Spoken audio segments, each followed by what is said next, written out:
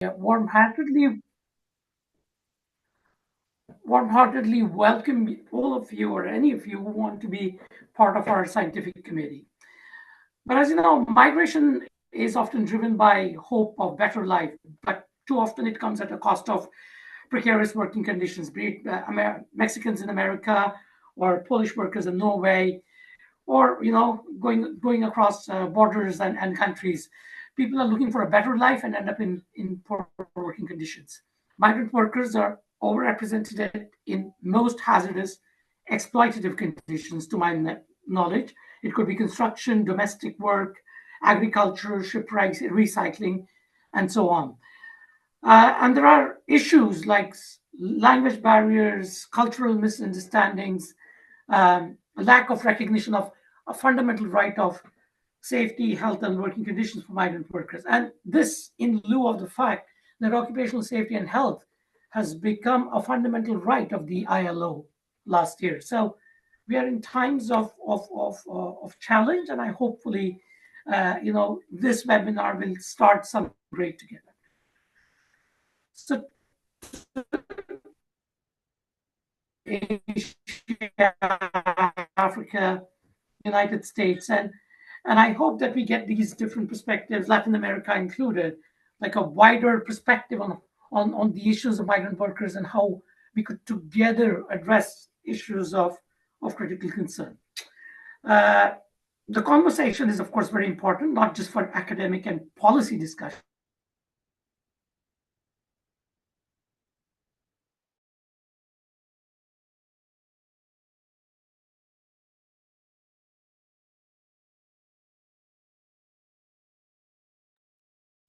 I apologize. I had problems with the connection, but we are here again. Thank you. Also, everybody can hear me, please? Yes, we can. Oh, Thank you. I was just done with my intervention. Thanks. Oh, thank you, Dr. Johindra, and welcome. So we are about to start. We have 5 different speakers from around the world. And our first speaker is Dr. Ashish Mittal, who is physician. He got his training in industrial health from Central Labor Institute in Mumbai, India, and is a certificate occupational health physician. He has worked with Ranbaxy Laboratories Limited, Bulk Pharmaceutical Plant, and with Center for Occupational and Environmental Health, Lok Nayak Hospital in New Delhi, and is a consultant and advisor to many industries in Delhi, India.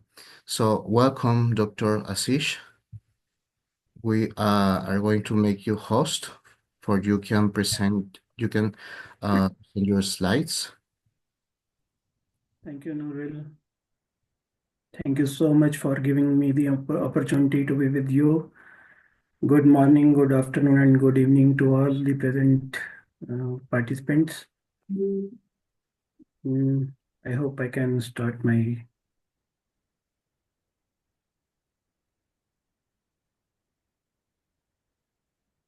Okay. So thank you. Yeah. Can you see the screen? Yes, it's okay. Yeah. Okay. Okay. Great. So thank you so much. I'll probably turn off my video so that, yeah. So thank you, Nurul.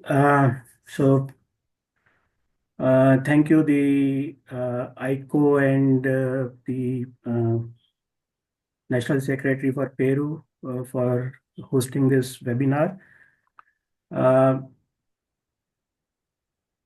have been given the task to represent about the Asian continent, the migrant workers and how the challenges in OHS for migrant workers in Asia, right?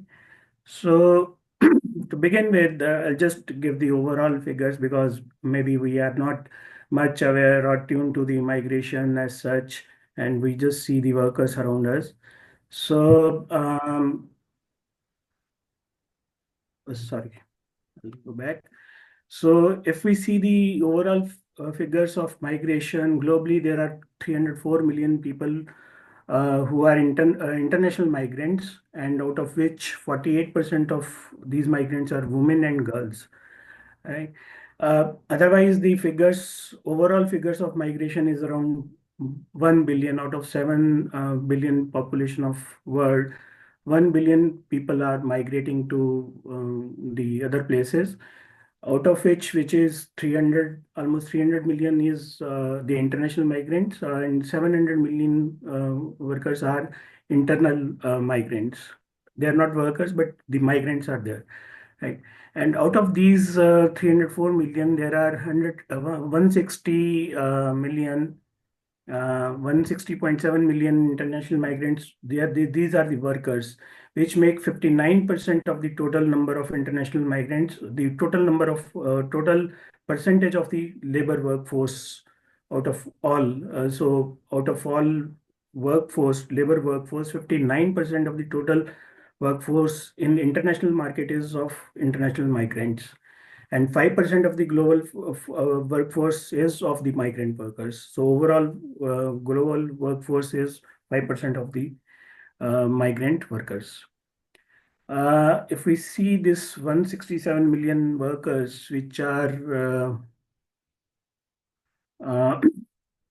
there, so and I told you about 48% are female, and rest of the 52% are male. But there are discrepancy in the data from USDESA and the IOM. So I'm giving you other perspective also.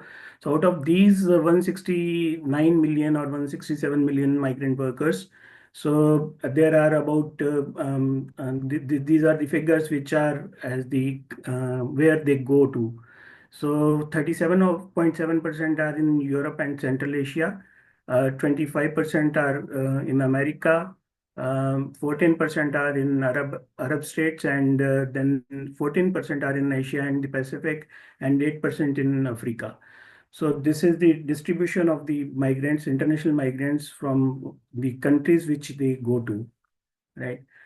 Talking about Asia, the Asia is the largest continent with 30% of the Earth's total land and 8% of the Earth's total surface area. And 4.7 billion people live in Asia, which constitutes about 60% of the world's population. And this migration overall from Asia is that 40%, Asia is the origin of over 40%, around 115 million of international migrants. More than half of these are people, these migrants are residing in other countries in the Asia only. They are international migrants, but they are still in the Asia only. And from Asia to Northern America, there are around 17.5 million migrants.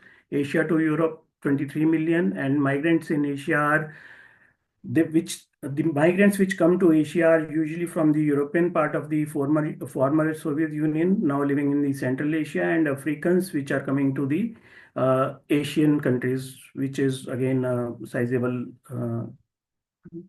thing.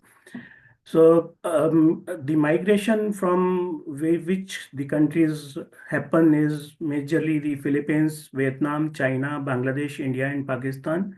This is the source countries, and the destination countries inside the Asia is Hong Kong, Japan, South Korea, Singapore, Malaysia, and Saudi Arabia. The highest number of foreigners in its workplace outside Asia is USA has about 33 million migrant workers, Germany about 9 million workers, United Kingdom 7 million workers, and Canada 6.6 million, followed by Spain, Australia, France, and Italy. This is the workforce from outside in these countries, right? Again, the talking about Asia and then South Asia, because India is in South Asia and many other countries which we have some figures which we can debate about, like in this topic. And in the South Asia, around 1.94 billion people live. in 9 countries, which are Afghanistan, Bangladesh, Bhutan, India, Islamic Republic of Iran, Maldives, Nepal, Pakistan, and Sri Lanka. So nearly 43.4 million people from the sub-region live outside their country of origin. And from this, almost this much people live outside their country of origin. And this is the highest number of immigrants globally. And 10 of the 20 biggest migration corridors in Asia, they start from Southern Asia. So this is the biggest corridor where people move around and go to other countries for livelihood. Again, the remittance which they send to their countries of origin, nearly 20% of all the remittance globally were received in the countries in Southern Asia. So this is a sizable amount which is coming to Southern Asia. And this remittances accounts for more than 7% of the GDP of 3 countries like Nepal.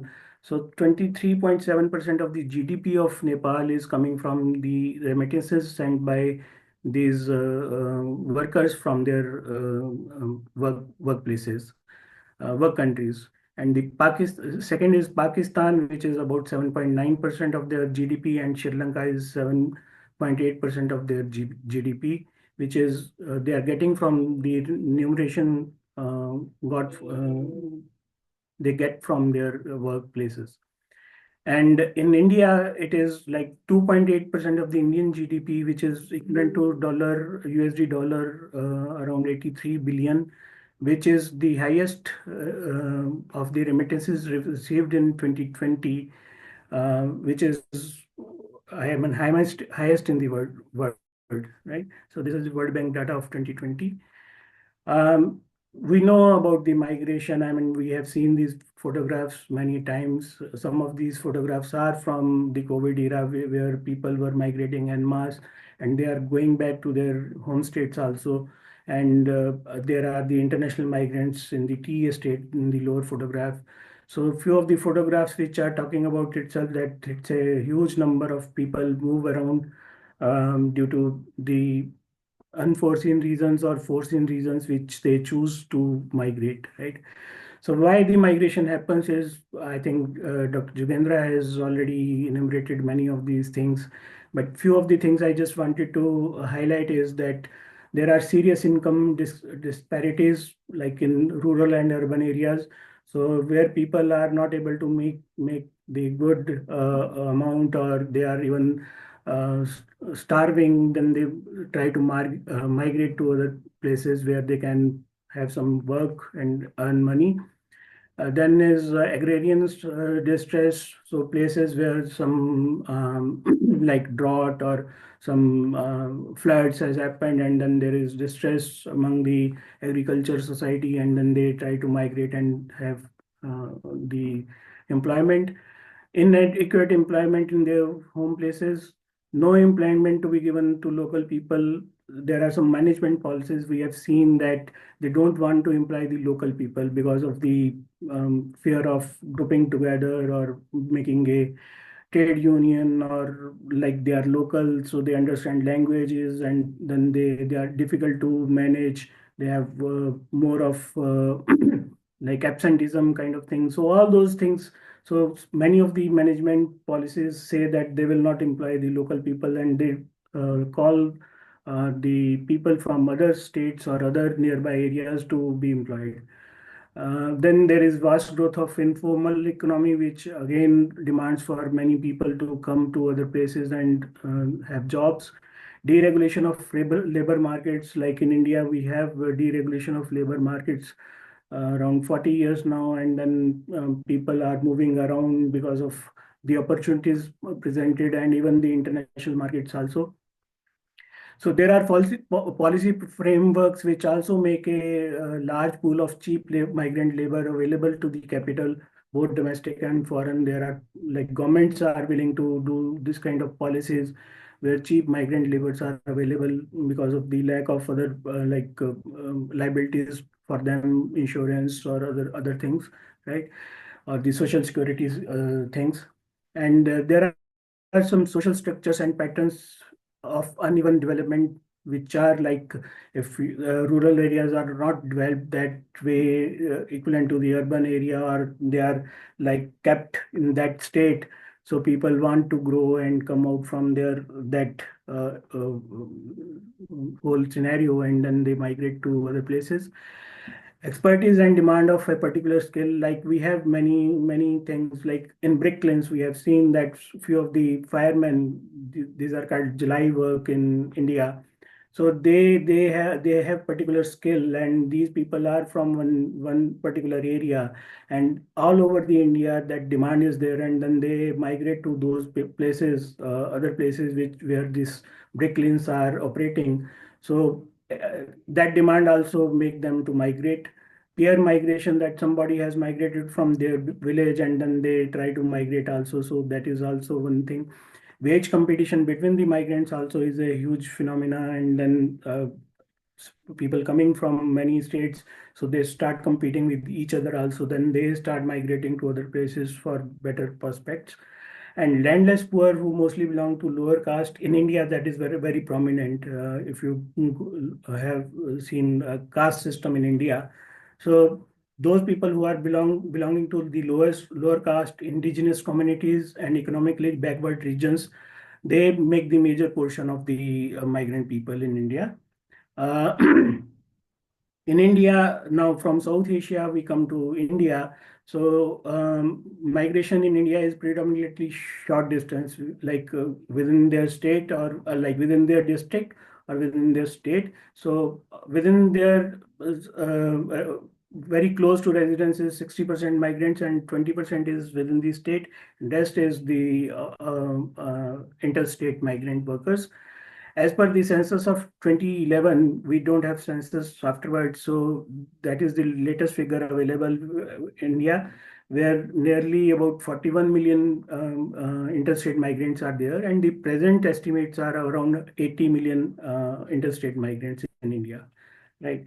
This is the within like India migration, but some statistics about the overseas migration for Indian is like 35 million Indians are who are living across the world, and most of them are in United States, 5.4 million, 3.6 million in the UAE, United Arab Emirates, 2.9 million each in Malaysia and Canada, and 2.5 million in Saudi Arabia, and then followed by many other countries, Kuwait, and then England, and all those countries.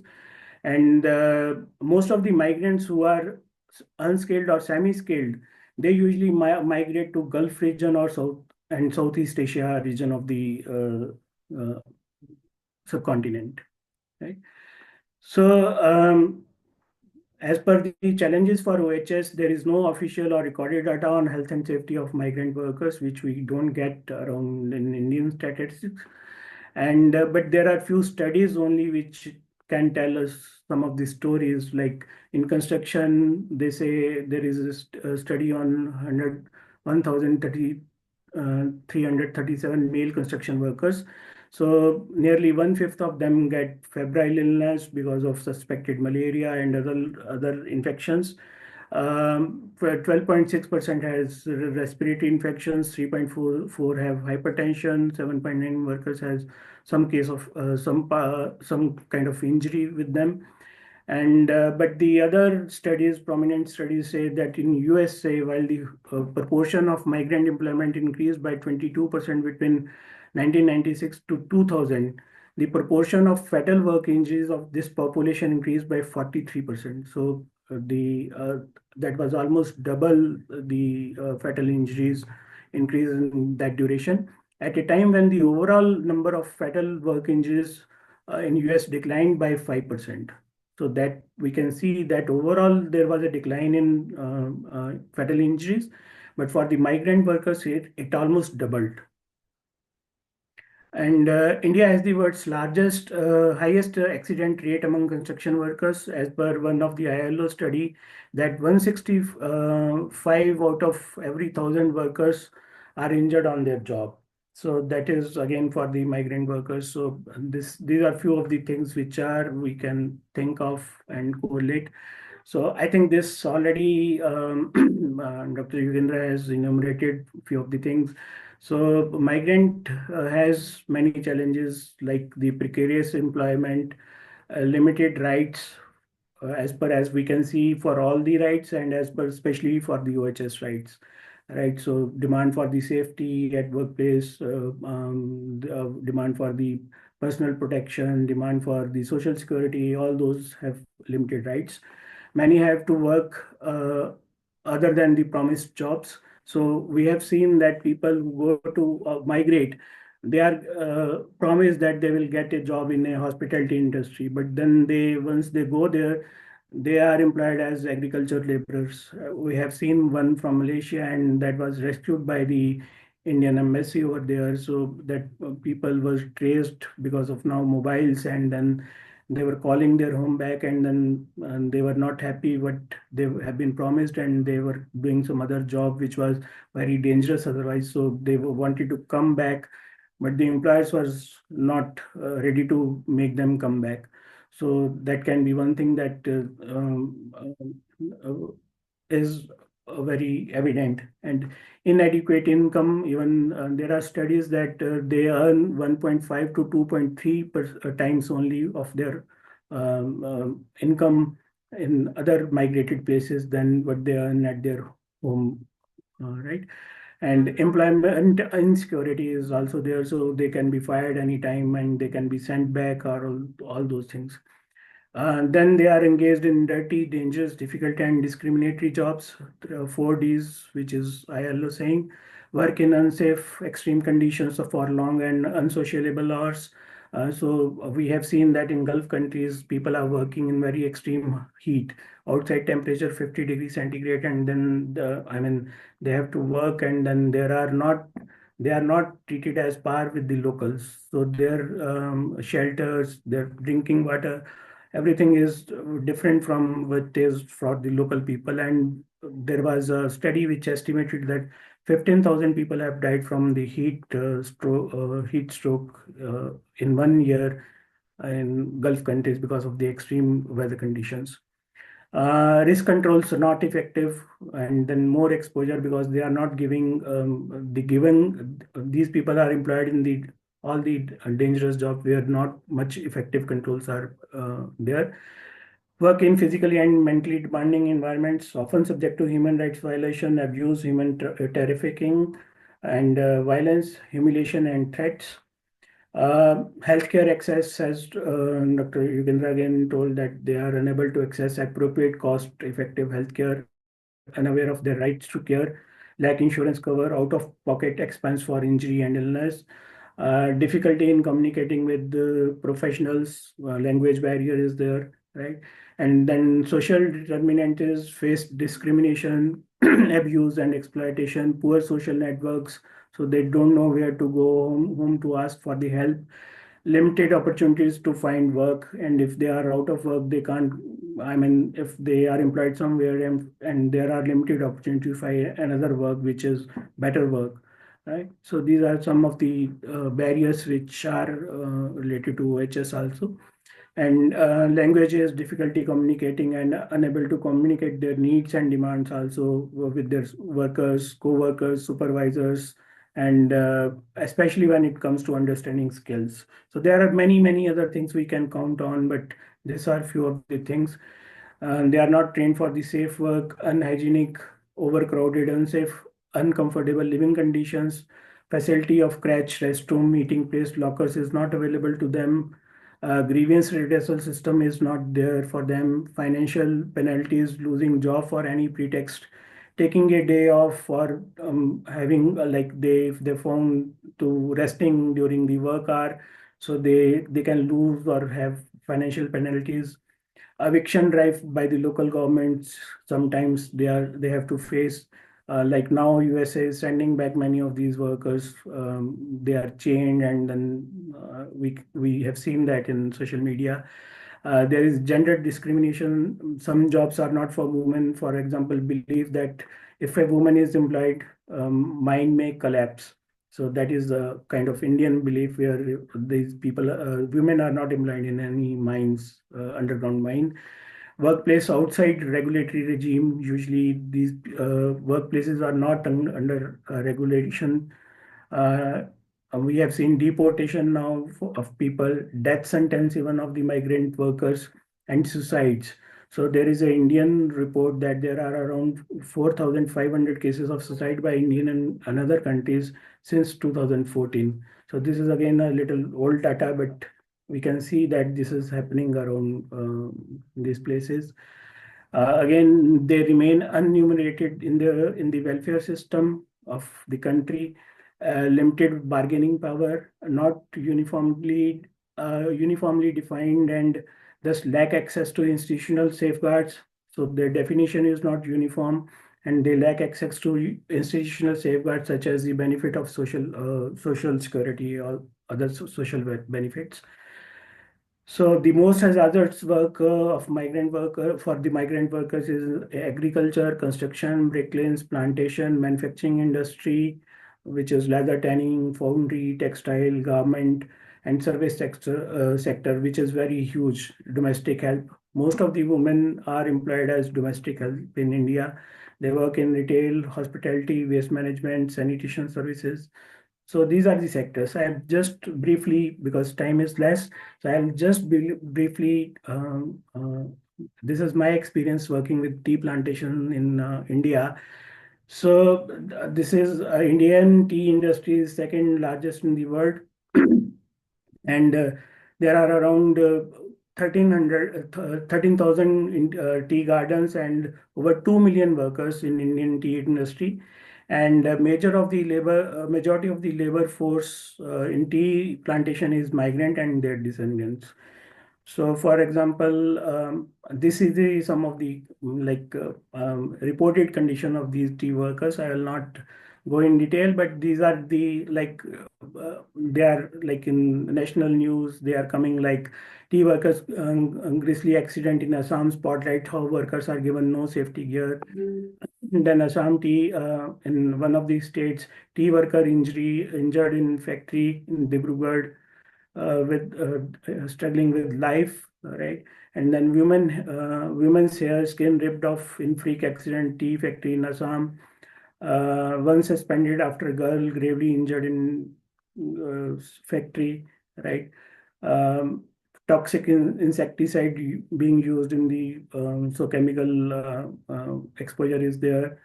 Um, More than 400,000 tea estate workers go on strike over pay, right? So social security or pay or wages, there is again some disputes.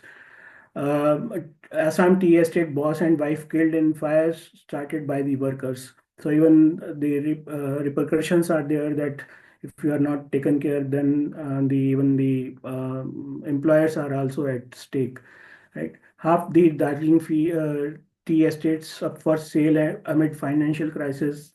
So these are the reported things. Many of the bitter story behind UK's national drink. So this is the living condition of these workers. If you see where they are living, their toilets, all those things. I mean, so this is you can see for most of the migrant workers around in many of the other service sectors or manufacturing sectors or the service sectors, right?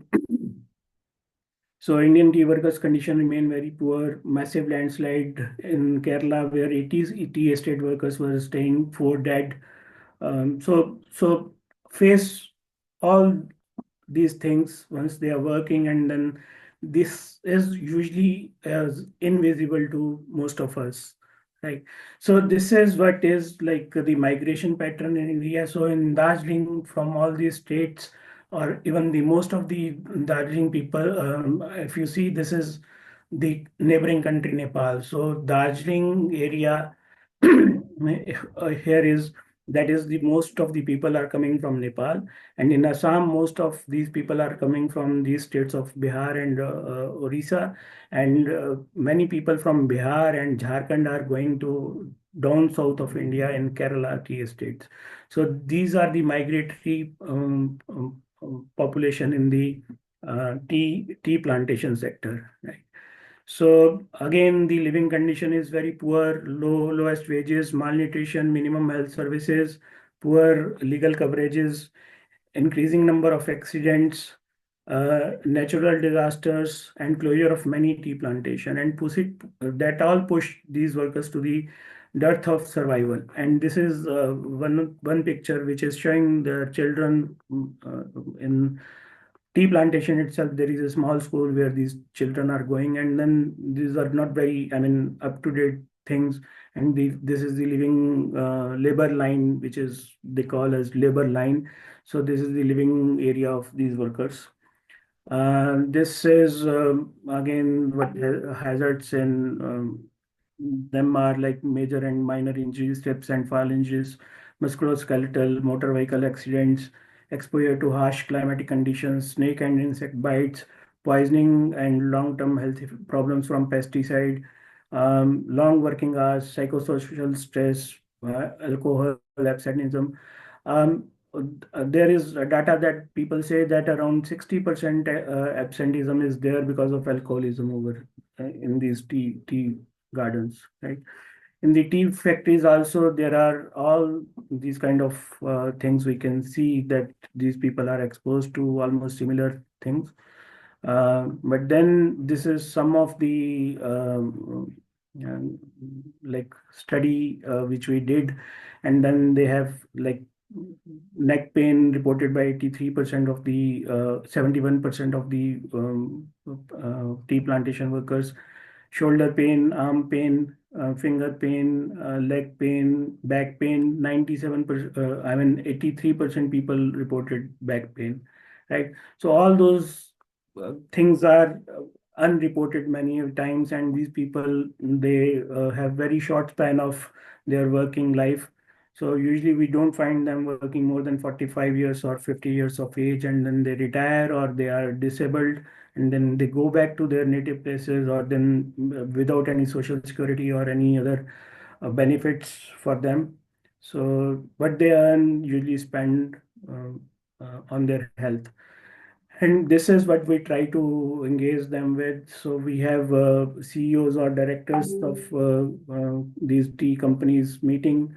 We ask them about OHS at their workplaces. We train these workers, supervisors, managers. So this is what our intervention is for these migrant workers, and we did it in all these states for them. So there is like rising voices from these workers. So tea workers win housing right in West Bengal. That is after fourth generation of their work in India. So they are getting these rights. So there are other implementation of government schemes. Another study about bricklanes says that 75% of these workers are migrant workers, right? And 49% of them are underweight, 50%, 1% of are anemic, 78% have eosinophilia in their bloods, high eosinophils, and 66% have low back pain. So all these, I mean, we can think about their workplaces and then correlate with their health outcomes of these workplaces.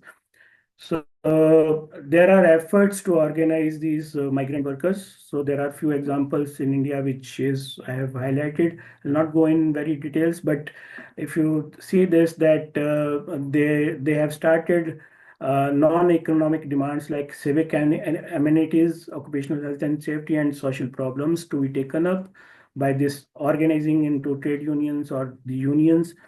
The beginning was to provide safe drinking water at the workplace, followed by the first aid boxes. So this was the beginning in one of the places that these migrant workers should organize and demand for OHS in their workplaces.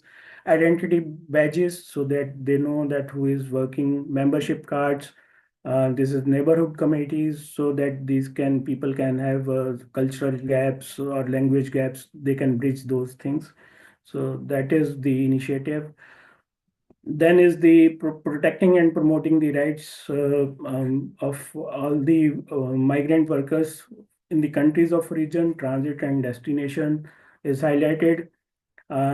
Comprehensive policy framework by the government, enhancing social security coverage and developing skill-based credential systems. So all this is being happening simultaneously because the demand is coming now from these migrant workers to safeguard their interest. Then so there is we have a legislation in India, Interstate Migrant Workers Act 1979. So right to raise industrial dispute to this right is provided by this act, and penalties including imprisonment and for non-compliance is there. So there are some provisions for contractors to and the residential suitable residential accommodation, prescribed medical facilities, protective clothing, notify accident and casualties to the specified authorities and the kin of the migrant workers. There are another few of these schemes. These are in most of these are labeled in Hindi, which is the local language over here.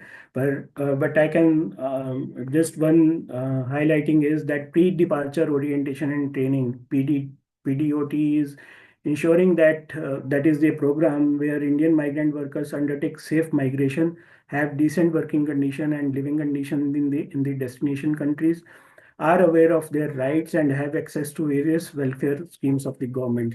So this is one program which is being done by the government and pre-departure orientation and training, and that is including all this awareness given to the migrant workers. And there are another initiatives like if in the destination countries they have some distress, so they can call the local embassy mission or the post, and then they can update them. So there are like they can update through the social media also, they can call them. There are helpline numbers, there are so all these things are provided to on the migrant laborers. So there is again the uh, destination countries. In Gulf countries, there are mission for community welfare wing and labor wings also. Online portal, which is known as Mother Means Help. So that is organized by the government, 24/7 helpline and toll-free helplines. Then there is grievances brought to the notice of the ministry through the social media, even Twitter. Then they respond very promptly. In distress, there is a provision for shelter, legal assistance, as well as issuance of travel document, air tickets, extra to bring back these people in distress. In nutshell, although Indian migrants have made histories in the destination countries, more than 200 Indian origin people occupy leadership position in as many as 15 countries and are CEOs of the many Fortune companies. But as evident, migration is putting more and more workers into vulnerability and in all the economic sectors. By ensuring fair labor practices, social protection, and empowerment initiatives, the government can contribute to improving the lives and livelihoods of migrant workers and promoting sustainable development globally. So this is there is one aspect of that people are doing very well who have migrated to other countries or even interstate also. But most of these people, the migrants are into vulnerable conditions and we have to protect them. And I think hopefully this beginning is there and uh, that's it from my side. Thank you so much for your kind attention. Thank you so much. Thank you, Dr. Ashish, for such a great presentation. We are a little bit over the time for the Yeah. next speaker, so we are going to leave the questions about your presentation for the end of the second presentation. I mean, we will have the view of Asia and Africa, and we can use the time for questions for the two regions, please. So Yeah, thank you so much. Thank you. Sorry for being no, no, taking no, too much time. never mind. Yeah. Thank you for very detailed information and sharing your experience also in your country. Thank you. And now we are going to introduce to Professor Adebusuyi Isaac Adeniran, who is a PhD in Sociology of Development at University of Ibadan, Nigeria. He is professor, senior researcher at Obafemi Awolowo University in Nigeria. He is also a national research consultant. He is part of the Office on Drugs and Crime in Nigeria and is a visiting research scholar at York University in Canada. So welcome, Professor Adeniran. Oh, Thank you. Good evening from Nigeria. Can you hear me? yes, we can hear you. Dr. Hasish, please, could you please make Dr. Adeniran as host so he can share his slides?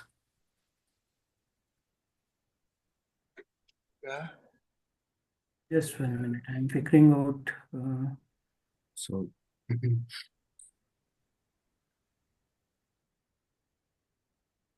Or is it possible to? Yeah.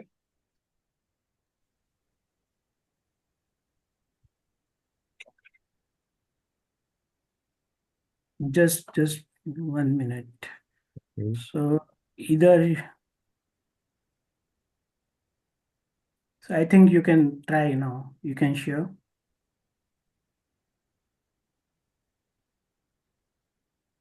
Hello. Hi. Please, could you share your PPT? Okay, let me Maybe try. from your side, if you make unhost me, then I think he will be able to. Let me check if I can be the host. Oh, thank you. Thank you.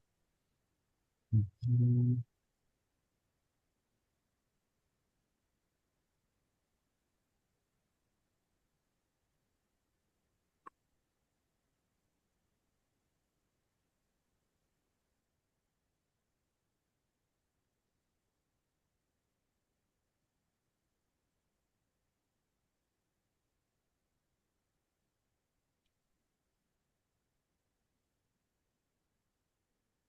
Okay, I got it. So I'm sharing the presentation of Professor Adeniran. Please let me know if you can Thank you. PPT.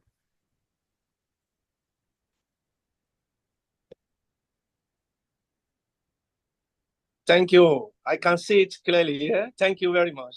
Thank you. So good evening, everyone, and thank you for the opportunity of being a part of this project. And I will be presenting on what constitute challenges in OHS for migrant workers in Africa. And my presentation will take two different approaches. First and foremost, I try to look at what constitute the regional dynamics when it comes to OHS for migrant workers in Africa. And also I try to, the second part, we take a look at the specific attributes of experiences of migrant workers within different regions in Africa when it comes to OHS. So background and regional dynamics presented.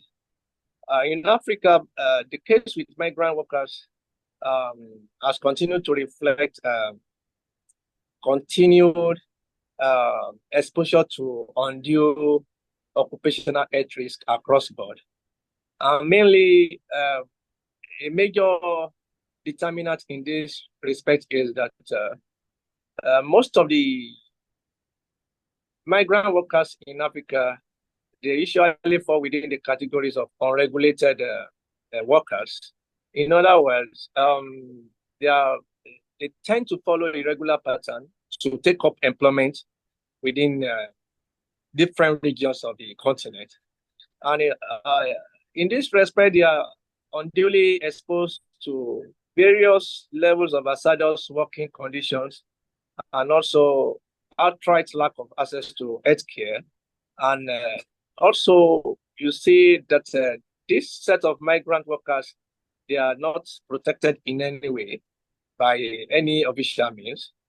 And also for the regional reflections of migrant workers categorization in Africa, We see that in West Africa in particular, we usually have two major points of destinations for migrant workers that are usually within the categories of informal operators. We have Nigeria and Cote d'Ivoire being the most preferred destinations for West African migrants. Whereas in Southern Africa, most of the concentration falls within the framework of South Africa work. Most of the migrant workers in Southern part of Africa, they prefer moving to South Africa, and mostly to take up informal engagement in the country. Whereas in the case of East and Central Africa, both Kenya and Democratic Republic of Congo are usually the focal points for migrant workers within this region. However, the case of North Africa presents an outright opposite of the scenario for the rest of Africa, largely due to fluidity of migration engagements within this region and across different countries within this region. So, in essence, unlike what is applicable for the rest of Africa, where you have illegal mining, seasonal farming, spurring regional migration tendencies within the informal sectors. But in the case of North Africa, you see purely the intention of migrants to use various countries in North Africa as transiting route to Europe, being the most common form of engagement of migrant workers there. So we now have migrants within this region, though initially they are not intent on working in these countries, but when you see vagaries of migratory tendencies, they are forced to take up work within the informal sector, largely for their migratory intentions to be realized. So I noted here that according to the International Labour Organization in 2023, Africa recorded a whopping 30 million migrant workers, especially within the informal modes of operations, and essentially working within hazardous conditions because of absence of regulations by the government. For the situation within West Africa, where Nigeria falls, I put here the actual stimulators for migrant workers movement within the West African sub-region. Basically, for farming that's usually seasonal, especially crop farming in Nigeria, we have migrants coming in from Benin Republic, Togo, Burkina Faso, Mali, to work as seasonal farmers in Nigeria. And after the farming season, they return. Also, in the case of Nigeria, we also have regional migrants from other countries in West Africa taking up work in the illegal mining subsector of the economy in Nigeria. And for the case of the Cote d'Ivoire, we have seasonal farmers coming in from Burkina Faso and Mali, moving to Cote d'Ivoire within the West African sub-region. But a major issue of interest in all of this situation is that they usually take up work as irregular migrants. To this extent, they are not usually documented. This is the basis for their undue exposure to different kinds of challenges at the level of functioning within the whole society. The whole society does not recognize them, but they are contributing to the economy of the whole society. This is where the government usually hide, not to give them needed official protection. And also, I stated that of all migrant workers in Nigeria in 2023, it was recorded that 75% of the total fell within the irregular employment in the informal sector, according to ILO in 2023. And really, this is where the issue lies. when you have this kind of whooping volume of migrant workers not captured as regular migrants, you now see undue exposure to different kind of occupational health hazards, which are very, very common within the system. I also stated that 60% of these workers in Nigeria in 2023 were recorded to have contracted different kinds of preventable health issues, respiratory problems, and associated occupational cancer, musculoskeletal disorder were very, very common among this set of workers in Nigeria. Sorry, Professor Adeniran. I am in the third slide. Please let me know if it's correct. Thank you. It is correct. I'm now on the case with Southern Africa. Okay. I'm with the situation in Southern Africa. That's Okay. fifth slide. Southern. Thank you very much. Thank Okay. you. Thank you. Thank you. So I move on to the case with the Southern Africa. Unlike the case with West Africa, where we have seasonal farming and illegal mining being the stimulators of the migratory tendencies within the sub-region, the case with Southern Africa presents a different scenario. Illegal mining applicable, so also trading that are not within the official coverage are very, very common among migrant workers in South Africa. And the sources of this migration, usually Zimbabwe, Botswana, Mozambique, and Zambia. So most of the activities are not captured by the government. To this extent, they are not giving any kind of care, no regulations covering them, then they are unduly exposed to different kinds of work hazard. So the case with the recent mine collapse in South Africa presents a very, very useful reference in this regard.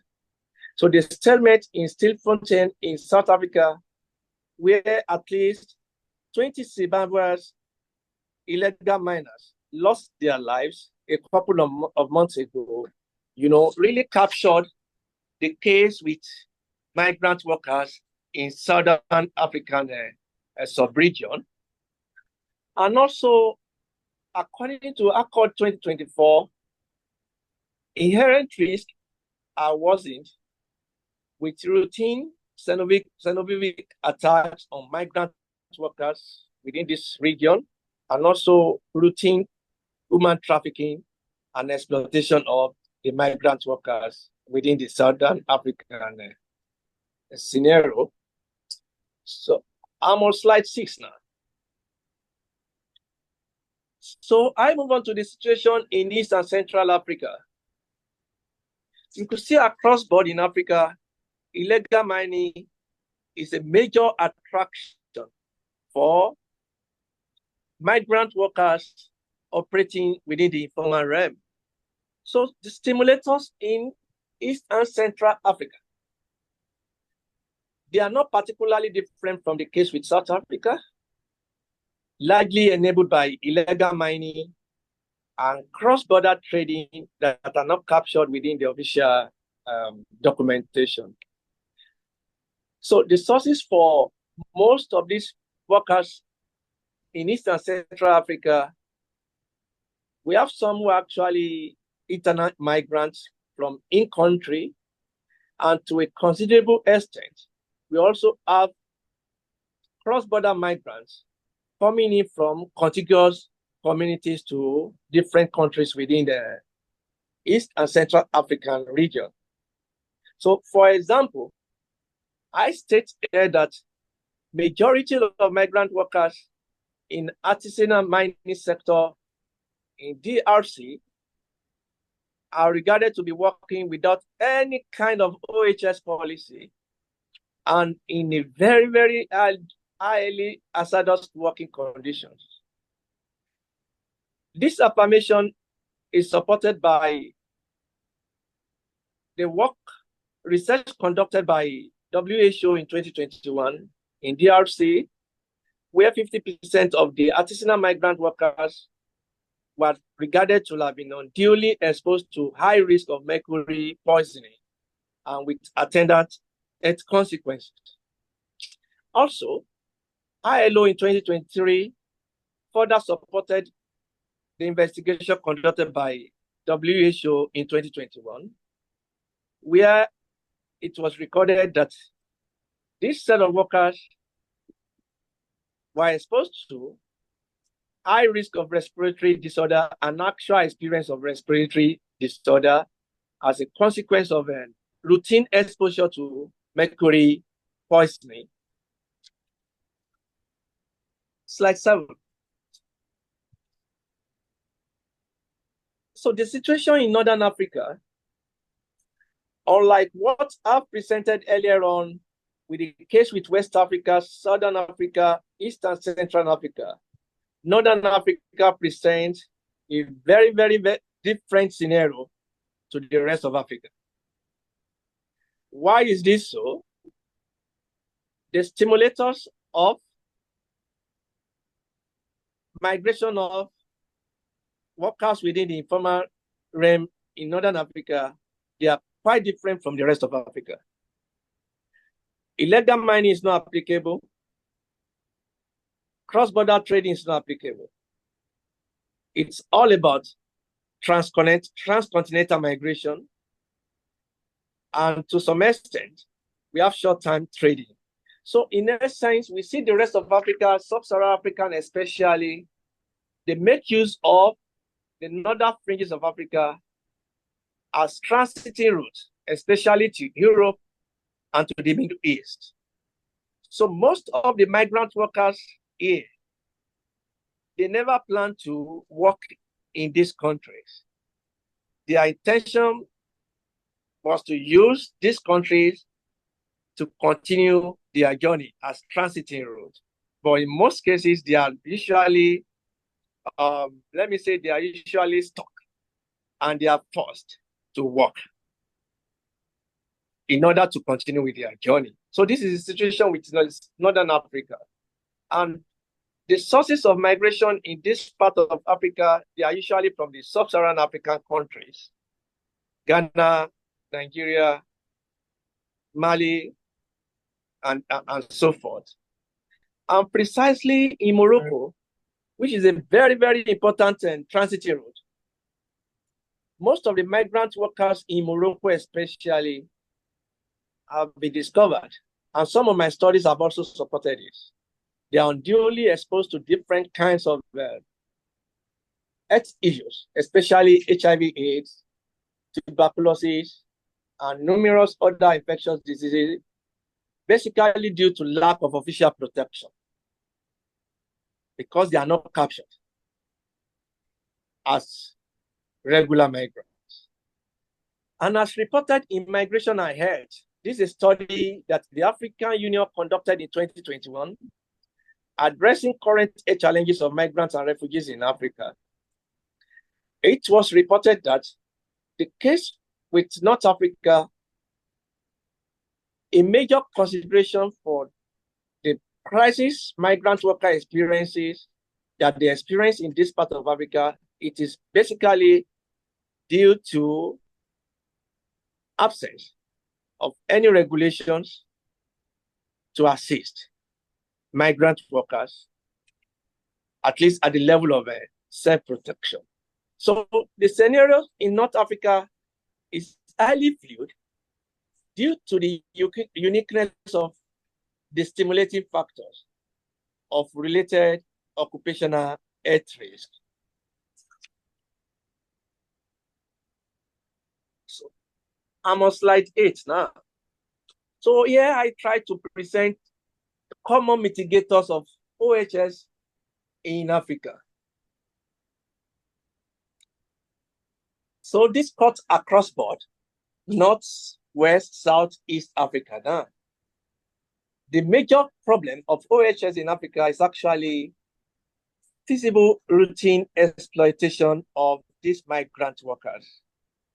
Because they lack any kind of official coverage, they are unduly exposed to routine exploitation. And I state here, most of the informal employers do hide under the illegality that adopt their operations to de-emphasize efficient OHS practice in respect of the migrant workers.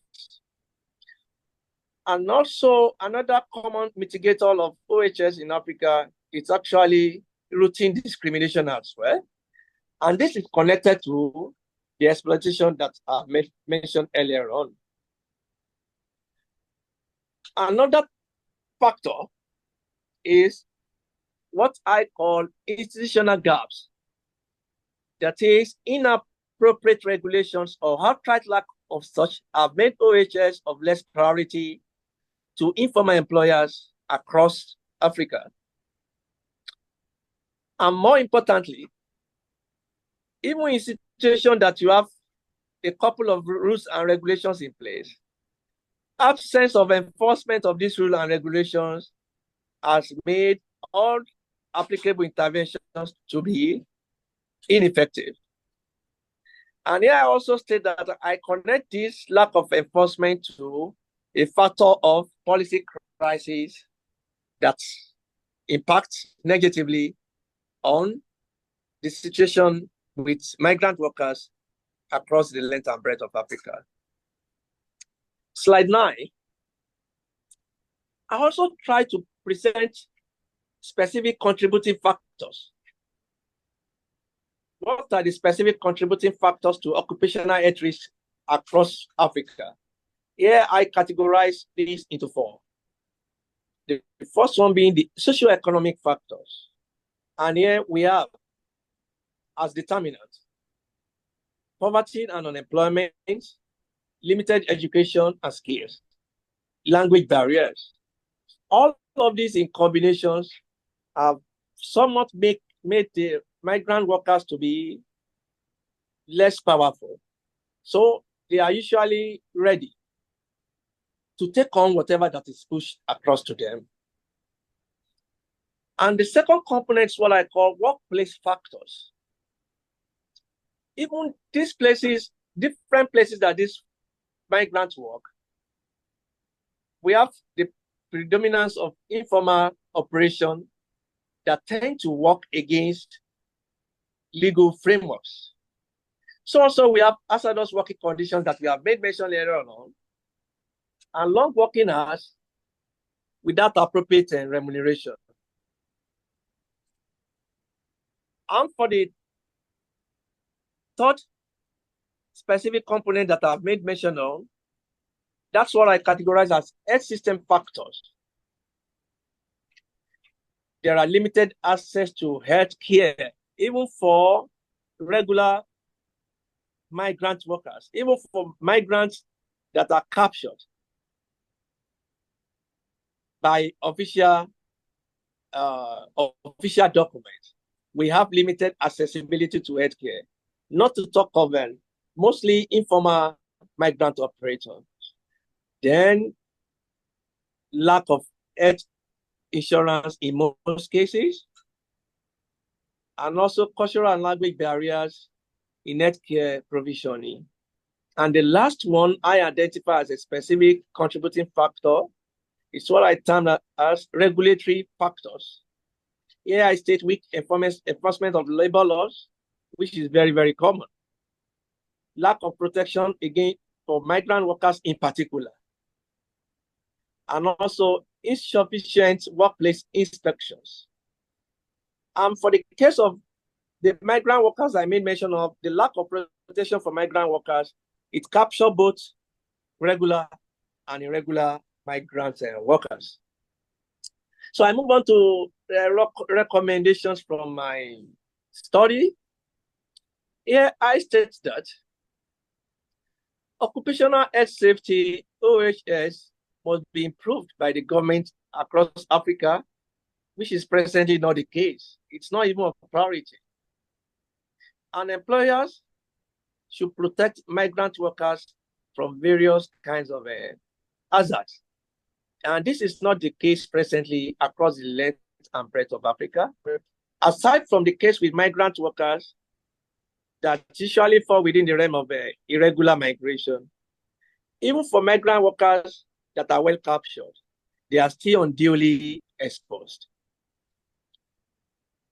I also state that there must be increased accessibility to affordable healthcare services for migrant workers. And I also quick to say here, not just for migrant workers, across board. This is a major problem across the continent. Healthcare is not affordable, and in most cases, not even accessible for the workers. I also state that sustainable compensation, financial support, and social protection must be provided to all migrant workers in Africa, either regular or irregular. Also, the government must address labor exploitation that is common.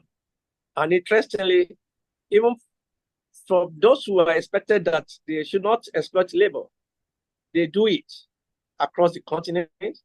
And also workers. In this regard, migrant workers, they are usually victims of different kinds of situations like human trafficking, kidnapping, and also xenophobic attack against migrant workers are very, very rife across the length and breadth of Africa. Concluding comment.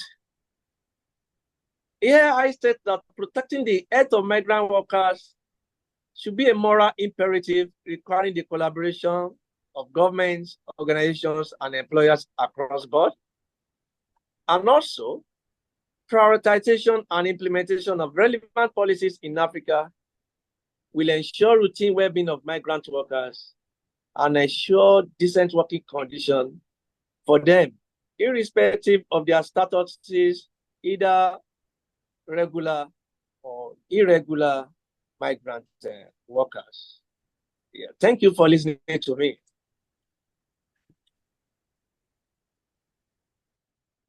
Thank you, Professor Adeniran, for such a wonderful presentation. And we know that we have attendees from Africa and from Asia too. So we would like to hear some of you make a question about the presentation from Asia, and one question maybe from the presentation of Professor Adeniran. If any one of you would like to make questions, please, you are invited to do it.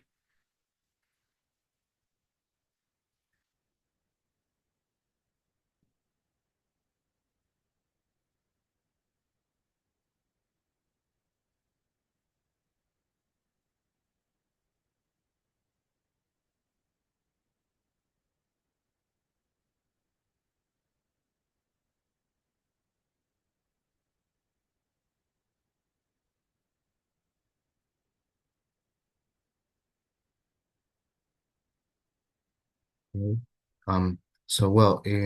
If any one of you would like to make any question, you can also do it in the next presentations. So thank you again, Professor Adeniran. And we are going to stop sharing this presentation, and we are going to introduce you to our next speaker, who is from USA.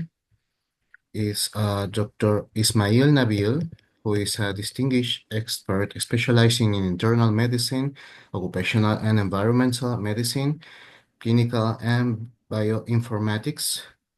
Dr. Ismail is a professor in the Department of Environmental Medicine and Public Health at the ICOH School of Medicine at Mount Sinai, and served as a deputy medical director of employee health, safety, and wellness for the Mount Sinai Health System. Having expertise in internal medicine, occupational and environmental medicine, and clinical informatics, his focus is to bring in cutting-edge, innovative perspectives and solutions to enhance the health and well-being of working populations.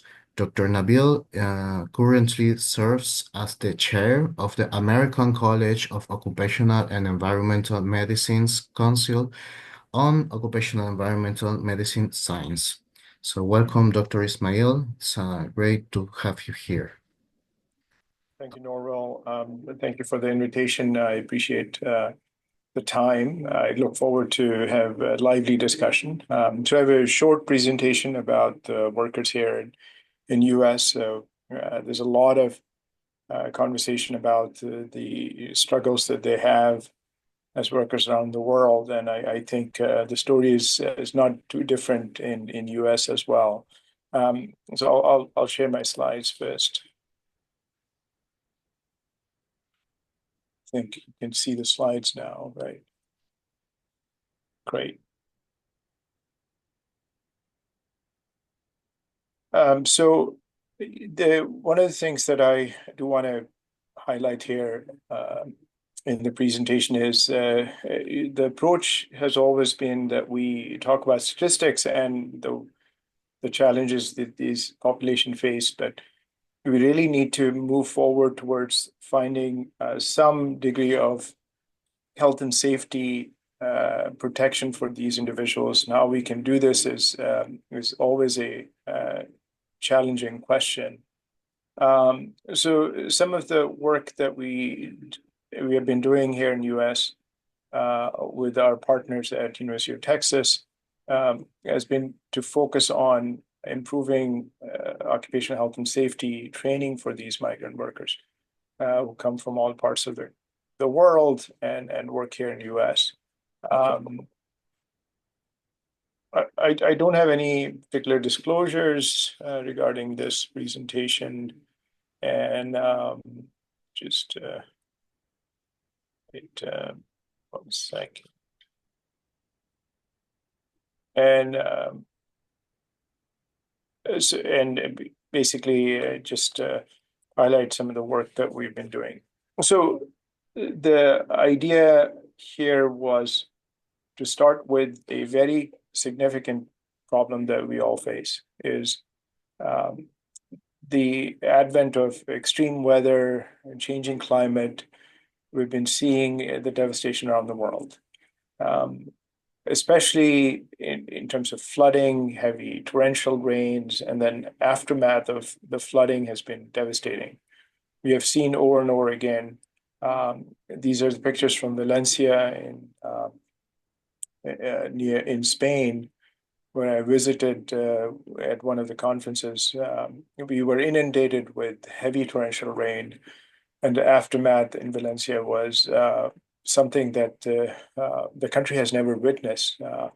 This is a pileup of cars and all the debris that came out from flooding across Valencia, and it was a significant amount of work to dig themselves out of this horrendous challenges that they face after the torrential rain. Upwards of 70 gallons per square yard was in some areas of Spain. They were completely overwhelmed and inundated with the flooding situation. As I was and Norwell was there, we were in a meeting when one of the participants tweeted these pictures from this different site. This was in Barcelona at the time when the rain was coming in nonstop. And these are some of the experiences that I wanted to share for countries that have very good infrastructure in place. As the climate has been changing and the torrential rain or a significant amount of rain can overwhelm any system whatsoever, even though you have a significant amount of resources available in the country. And I think the aftermath is even more devastating. One of the example that we are seeing here in the US is post LA fires, when the whole fires burned for days. There have been torrential rain afterwards, and there have been risk of mudslides. and a significant devastation that came after heavy flooding in the area.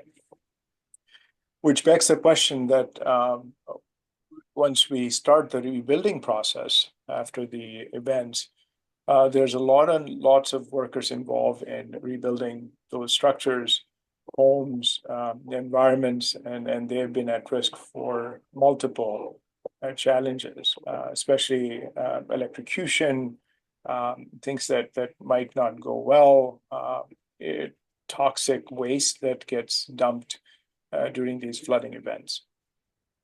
And just to give you a perspective, past year, US at least, in southern states were exposed to 4 major hurricanes that came on the land from Houston, Louisiana, Florida, and Virginia. We saw a significant devastation. And every single hurricane has a different path and different destruction that we saw, particularly in Helene, which came on September 2026. There was a significant amount of landslide and debris that we saw in the track that Helene made in the aftermath. We also saw Debbie and Milton prove devastatingly significantly powerful and strong hurricanes that passed through Florida.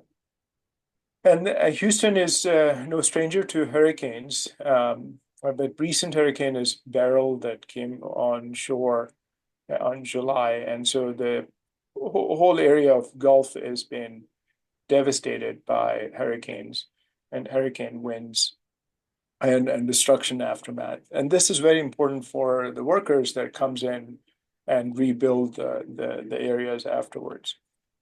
Our story started with Hurricane Harvey. This was a major Category 4 hurricane on August 27, 2017. It hit the Houston area as well as neighboring counties and had a significant amount of destruction in its wake. You can see the debris across the board. Roads were inundated. Emergency services were not able to reach the people. And it was a rain event that kept going for days, causing significant amount of devastation in the area. And talking to the individuals who live in Houston or Florida areas, I've always been told that they are much more resilient in terms of these storms coming on shore, and they have witnessed a number of hurricanes over the course of many years. So each hurricane is starting to become much more powerful, much more bigger, and the devastation is much more significant at times when you see them. This is a pretty graphic understanding of how Hurricane Harvey came on shore. It actually impacted the metro area in Houston, and these are 911 calls that were recorded during the event. As the hurricane moved to Beaumont area, as you see the trajectory moving to Beaumont, Port Arthur area, you can also see the 911 calls continues to start to concentrate in the area where the hurricane is moving. And that shows the devastation in terms of matter of hours and days, and how these communities have been impacted all of a sudden by Category 4 or Category 3 hurricanes. And it's completely devastating to witness these events. I have a colleague, Brett Perkison. He's an associate professor at the University of Texas. And this is prior to pandemic, when Hurricane Harvey came on shore, and he saw the devastation in his neighborhood. and he saw a pile of trash and completely condemned furniture, home goods that's been just lined up street after street. And we saw that as the temperature started to increase, rain subsided, the weather got dry, these huge dump sites become really hazardous for respiratory health. People with asthma, COPD, and individuals with significant amount of respiratory issues started to see that they are much more dust, plumes of dust started to kick up with the debris that's been on the ground. And that's basically the challenge of the workers who come back to these areas and they don't have enough respiratory protection or other protections to cope with the environment and to minimize the exposure impacts on their health. We realized this challenge and started to think about a potential application. This is application on the phone. We call it micro learning environments. We call it Pocket Arc, based on Noah's Ark, to guide these individuals to really think about their health and safety when they are working in the field. Most of the population in the Texas area and Louisiana or Florida area comes from South America, and so predominant language is Spanish. And most of these workers now, I get to work with them. We realize that don't have their primary job as a construction workers. So they're unaware of the hazards that comes with the job. And the idea for the app, which was funded by NIH, was to help these workers get some basic necessary understanding information about health and safety while on the job. We also looked at potential two things. One is worker protection, also the contract workers. These individuals show up at the work site. And especially if you have been to Texas or Louisiana or other places, most places are fairly remote. You need to go by car or need to have a truck. And especially during the devastation, you can be picked up at one corner and can be dropped off another corner, and you don't have a way to get back to your original destination. So one of the things that we saw in these interactions, these workers were asked to work in certain sites, but they were not basically properly paid, or they don't have a contract created to work there and then subsequently get paid. So we decided, and we worked with these workers to develop a contract, a document which shows that there's the work that they're doing, they finally get paid for the work. The other part that's very important to understand is most of these workers don't have clear understanding of their underlying health. They don't have physicians, doctors, or primary care providers, or other individuals who have been taking care of their health. So those individuals are more motivated to work regardless of their health condition. Even if you have asthma, if you have COPD, or if you have respiratory issues, they're willing to work regardless of that status. And that has been a significant challenge for us to understand. The other piece of information that's very important is not having proper harnesses, not having proper safety gear. They work on the roofs, they work on other areas in the house, and they have potential risk of falls. So if you have inner ear problems or equilibrium issues, you can be really unstable in the roof if you're not provided with the proper harness. And there's no pre-placement or pre-assessment done for these individuals prior to being deployed, prior to work on these sites. Just to give you an idea, these individuals are loosely work in a group, which without any significant oversight, and they move to places where the need is significant. For example, post-hurricane, you do see a lot of construction work that happens, and these workers tend to go into the places wherever the work they can find. We also looked at a couple of ways to train them. Simple things are N95, heavy-duty gloves, boots. Some people show up in flip-flops on a work site because they don't have the ability to really get supplies, and they don't have enough income to buy such protective clothing or equipment. But at least and not only that, they don't have proper equipment available, as most of them have never been trained as a construction worker. We also looked at a vaccine. We also saw some challenges with basic protection for these individuals. And one of the things that I want to highlight is, as we were developing this application, we also were in the midst of pandemic, COVID-19 pandemic, and that changed in terms of how we can help these individuals. Even though they're outdoor workers, there was a risk early on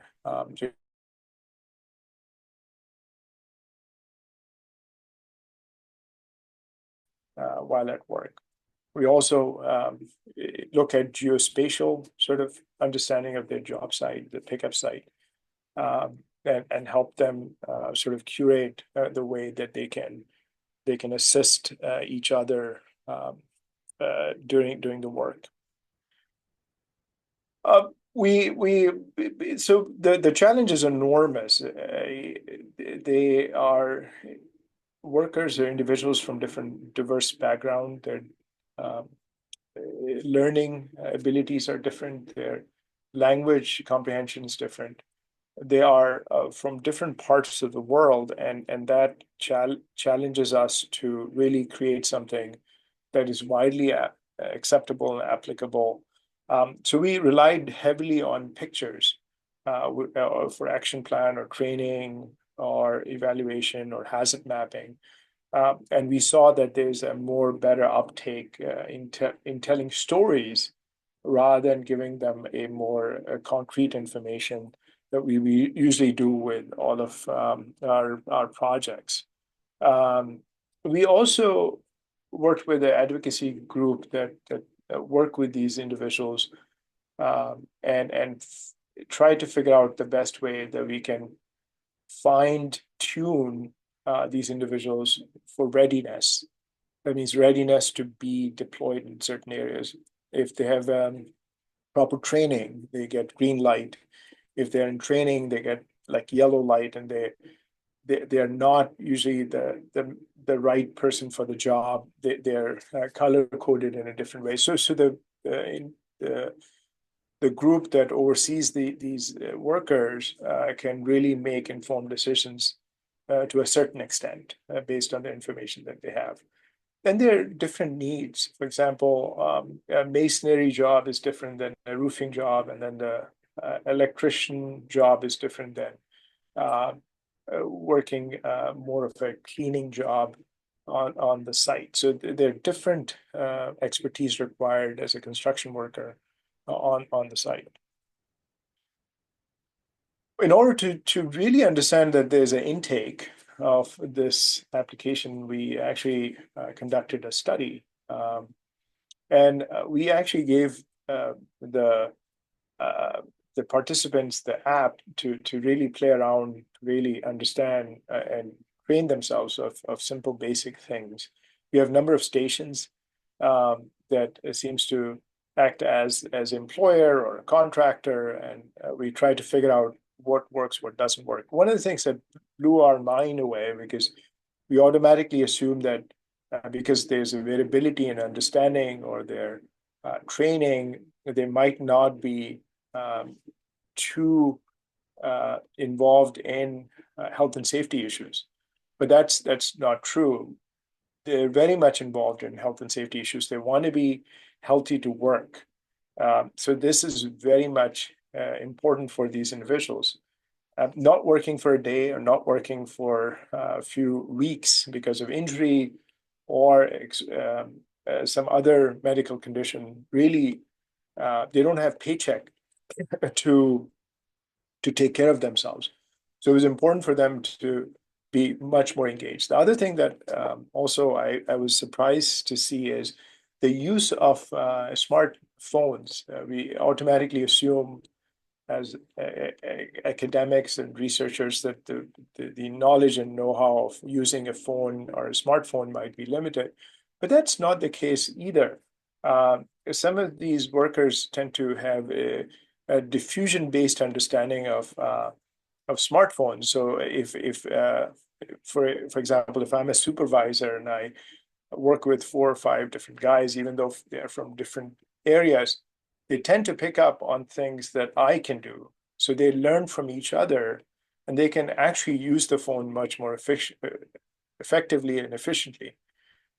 Good example is WhatsApp. WhatsApp is a very popular application, and you can send text messages. So most of the work usually gets done on WhatsApp, which is always a surprise for us to understand that how can they use these technologies without limitation just because they're comfortable with the phone. And that's basically really help us tailor-made some of the applications moving forward. We are still testing the application to see what works, what doesn't work, but it seems like early testing seems to show us really good results with these workers. I want to shift gear and talk about the work that is mostly in New York, and New York is a big city of 8.3 million people. I work in New York, and so one of the important things that I'm also interested in sort of improving the health and safety of workers here in New York City. We recently had a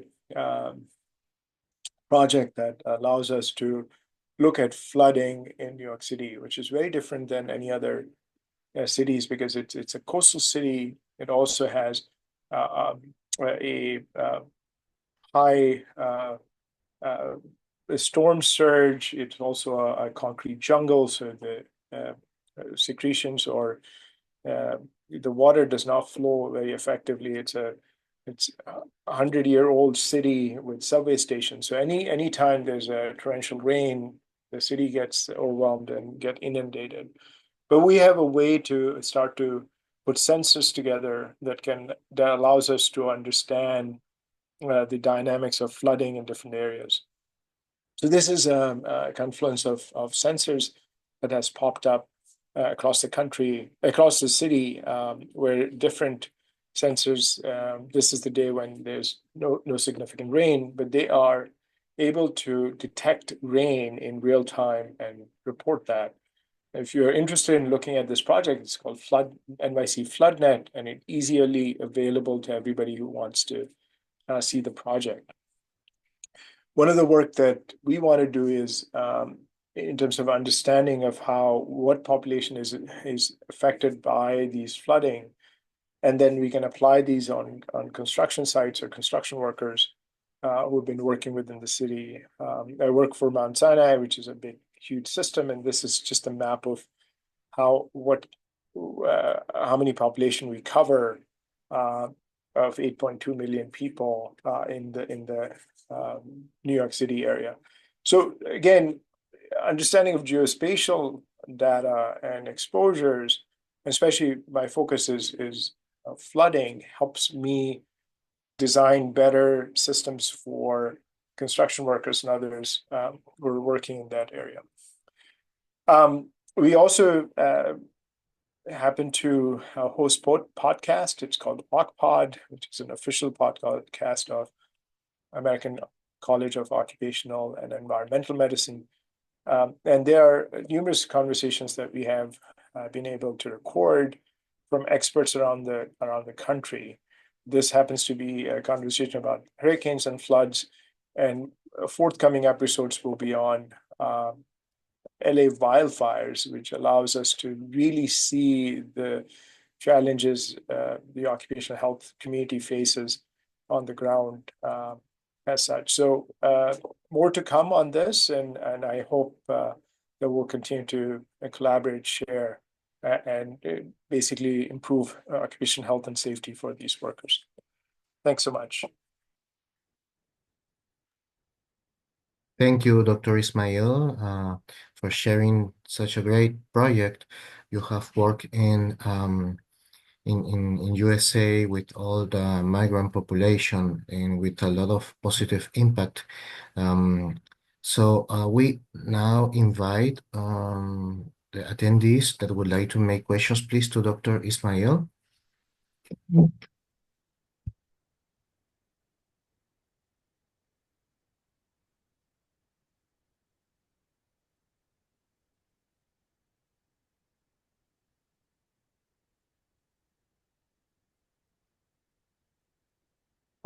Dr. Ismail, I was wondering when you talk about Pocket Arc,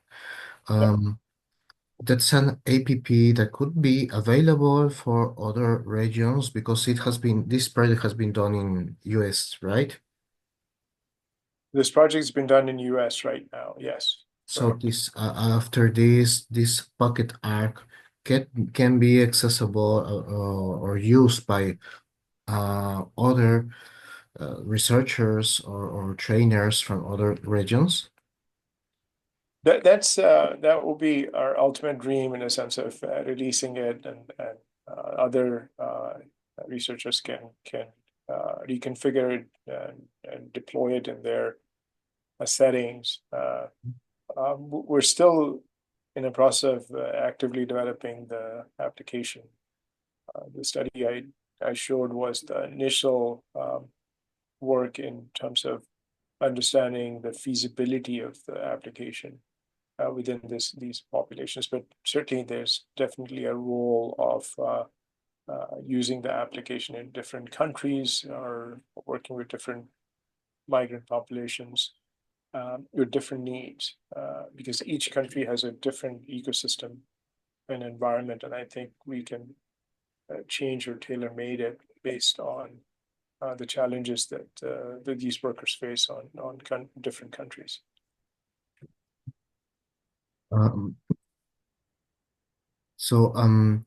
Also here in Peru, especially in the north of Peru, we have migrant workers from, for example, from Venezuela and other countries that start working as independent workers by themselves in tax car drivers, transportation services. So would this Pocket Arc can be adaptable to monitor, sleepiness disorders or sleep disorders or fatigue, mental fatigue or physical fatigue in this working population? Yes, good question, Norwell. The application is endless in the sense that we think about this, right? So one of the things that we try to do is basically improve vaccination rates for communicable diseases in this worker population through Pocket Arc. But as you suggested, that there are other ways to connect resources or information to Pocket Arc to get real-time feedback. For example, a watch, a smartwatch that can actually track sleep can be worn by any participants, and that information can be directly connected to the application in real time with geospatial understanding of where the driver is, what's happening, what's the fatigue level, what's the alertness level for these individuals. So the applications are endless in a sense, but one of the challenges that we did face as a team is these individuals are fairly, at least working in US, are fairly, they don't share information readily, and they work in a very small trusted group So it's important to gain their trust first, to implement anything that can be really helpful to improve health and safety. And that's a very important challenge that I want to highlight before we think about multiple ways of helping them. But it's important to step back and understand their needs and their reluctance of engaging in certain things, and then working towards figuring out a solution for them based on their needs, based on their comfort level. So I think that's an important challenge that we have to face. Otherwise, the things that you can do as far as exposures, understanding their sleep patterns, understanding their health, their heart rate variability, we have now ability to decipher this in real time with sensors and with AI technologies. We can actually deploy these solutions on the ground in real time. But we have to be cognizant of what these communities, working communities, are comfortable with moving forward. Thank you, Doctor. Anyone of the attendees, please, that would like to make questions to Dr. Ismail?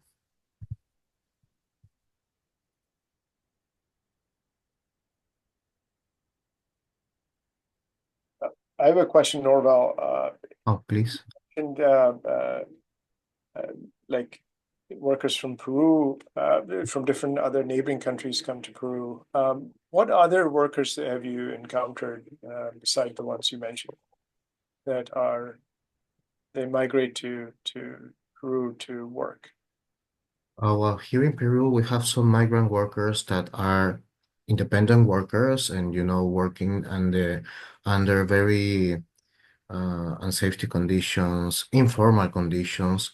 And those who go to companies, to formal companies, they start working in agriculture companies or civil construction companies.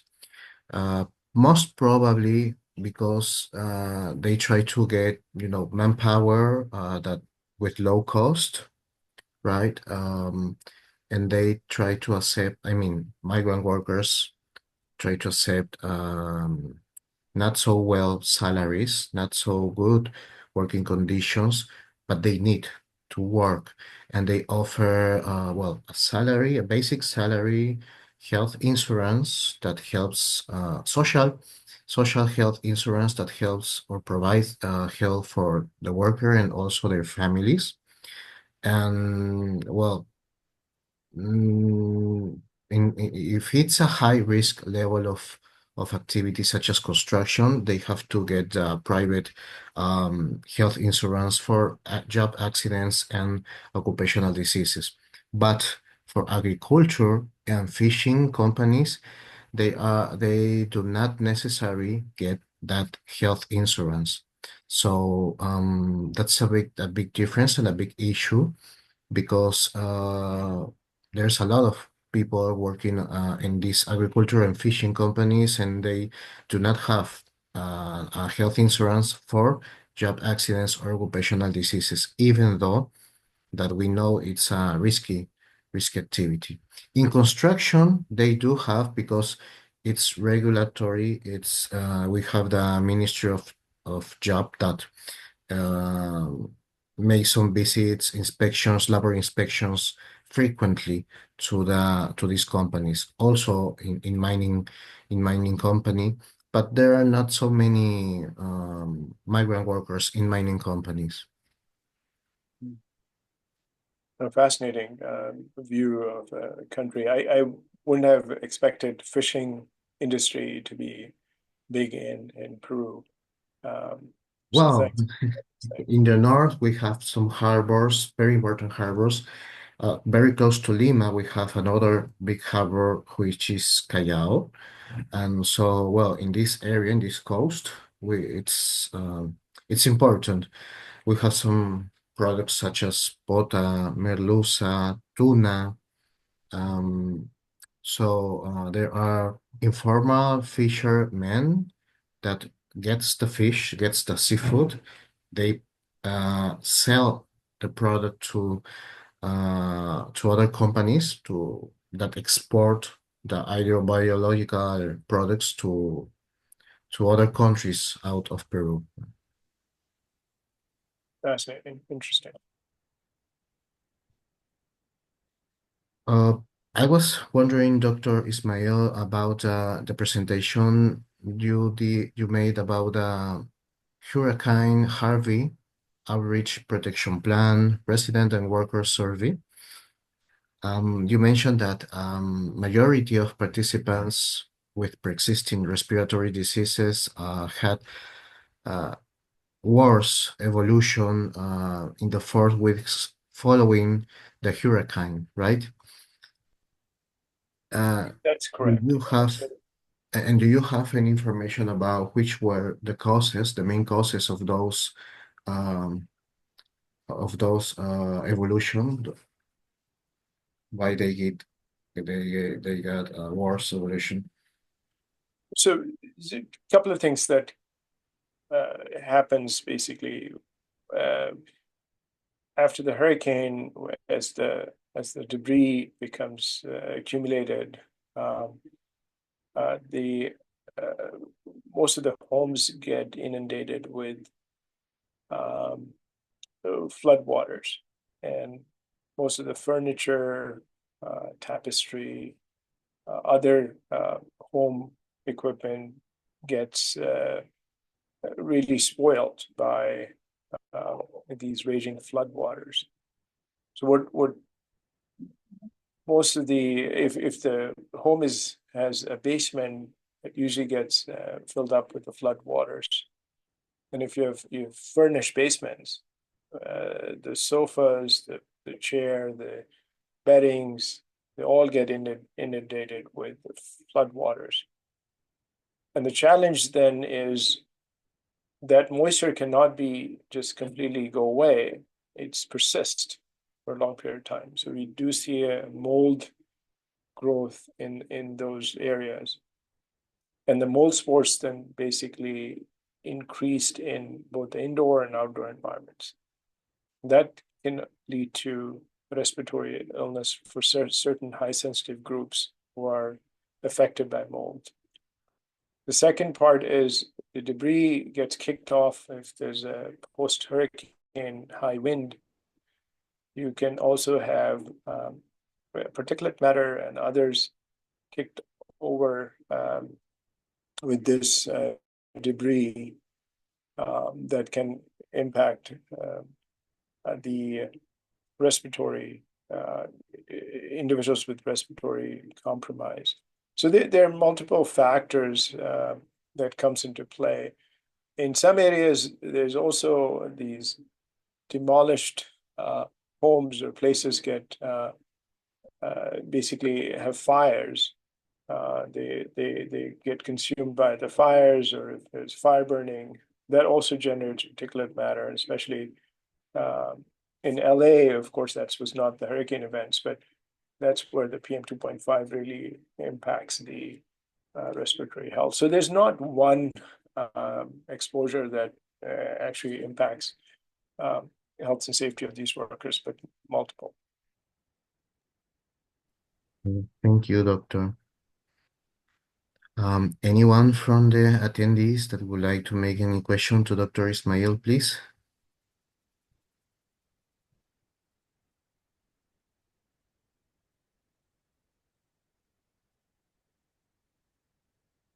Well, congratulations, Dr. Ismail. It has been great to have you here for sharing your experience and your work actually with migrant workers. So thank you, and we hope to see you again.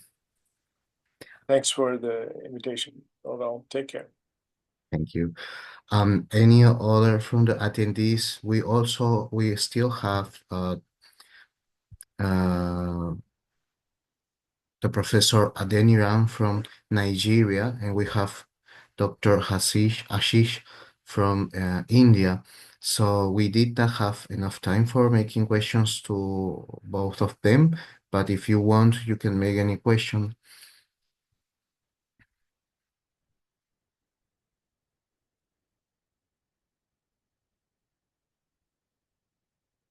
So, Dr. Ashish, I was wondering to ask you, because you talk about experiencing the tea implantation, right?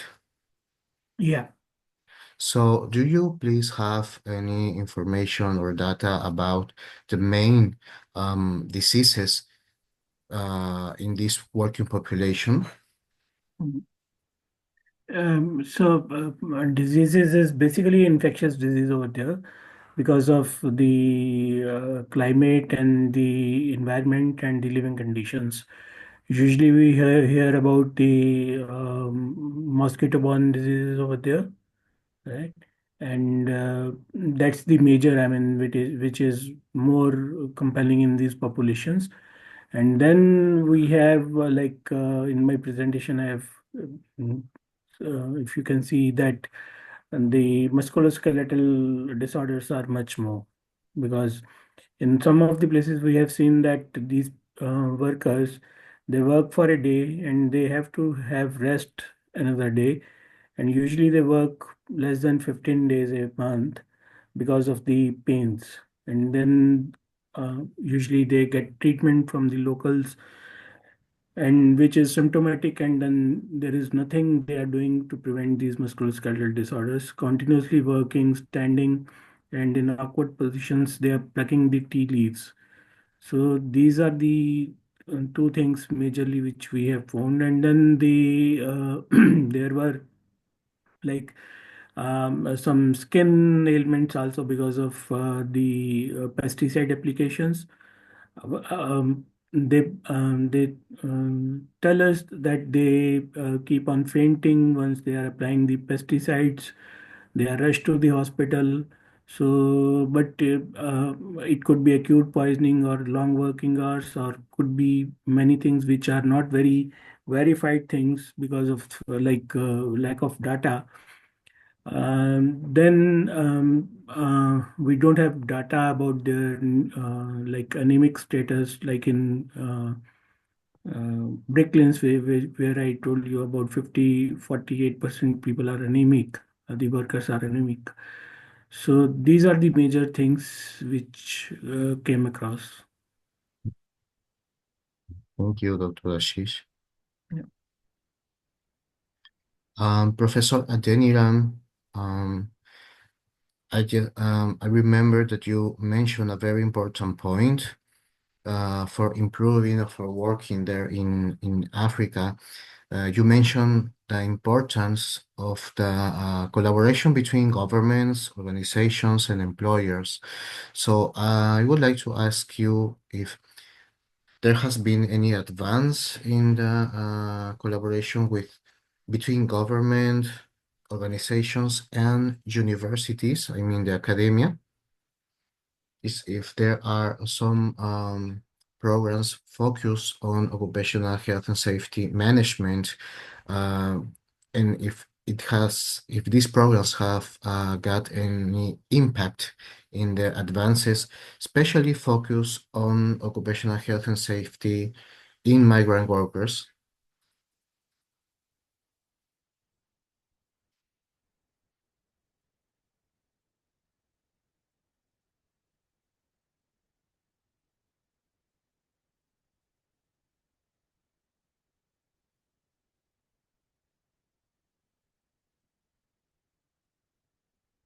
So I think that Professor Adeniran has left the room.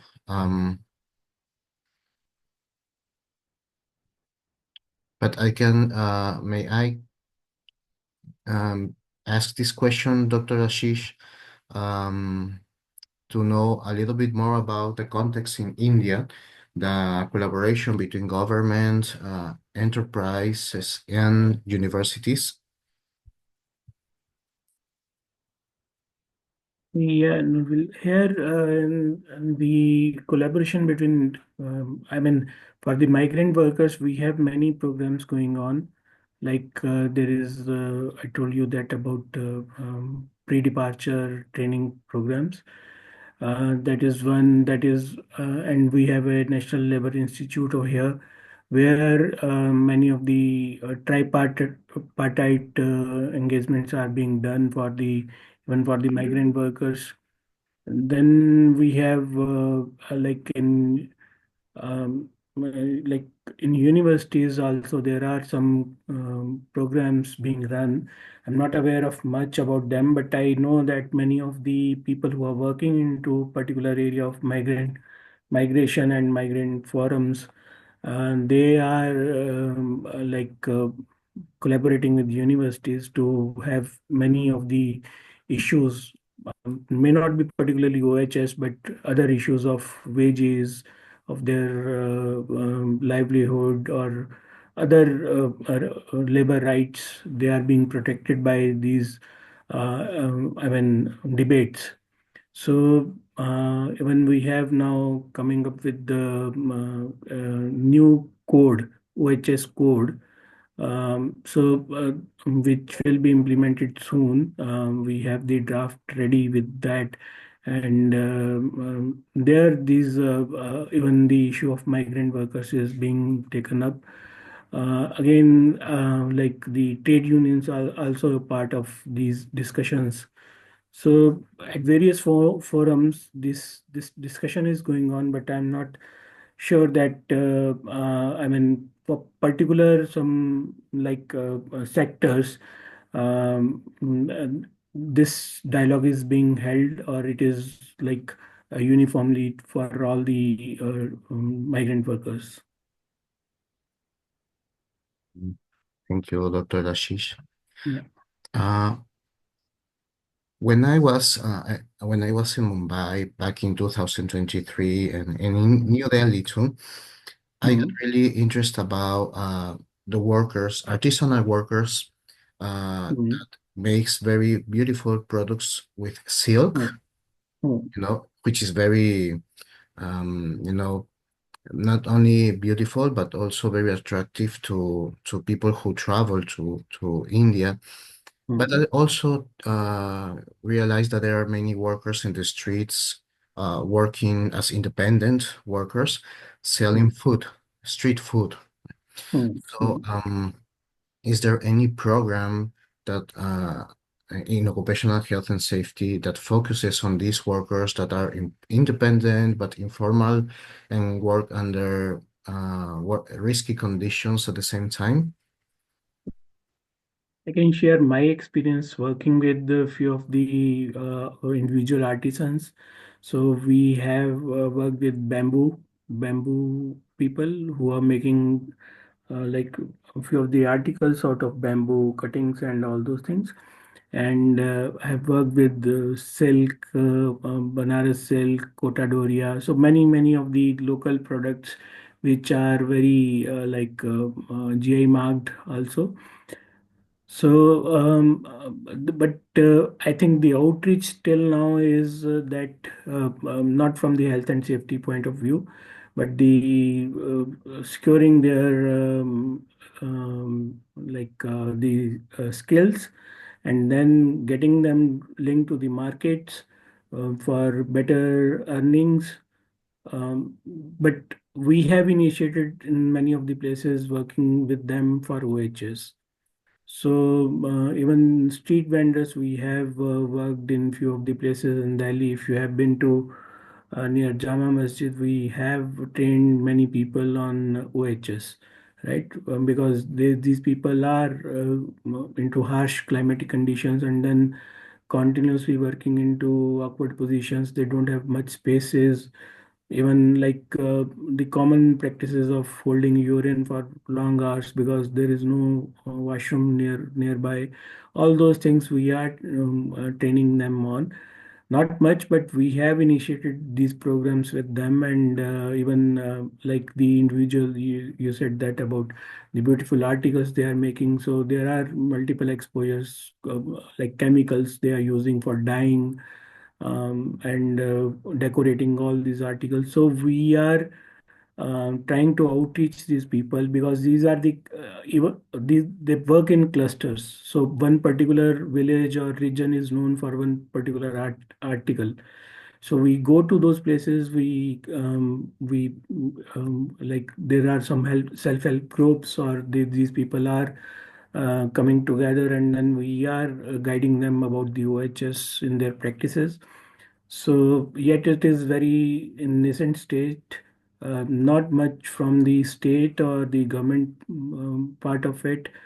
They are improving their skills, or securing their skills basically, and then they are linking them to the markets. That is more of government or institutional part, but OHS outreach has not been done yet to these people.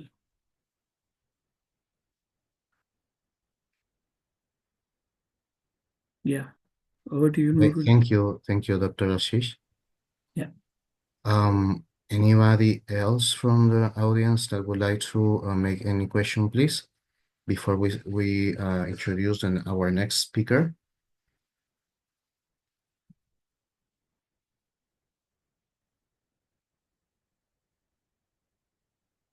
Okay, so thanks again, Dr. Ashish. We are about to start with the next speaker. I would like to introduce you to Dr. Juliana Morat, who is a lawyer specialized in social security law in Colombia. She has a degree in public policies. She's a candidate for PhD in economics, and she's the current director of the Javeriana University Labor Law Department. She has managed projects and consultancies, and she has provided advisory services on issues of social security and work in Colombia. She will be conducting this presentation in Spanish. So, bienvenida, doctora Juliana. Es un gusto poder contar con usted. Le vamos a ayudar con la transición de sus diapositivas. Pero, no, ya compartió su pantalla, ¿verdad?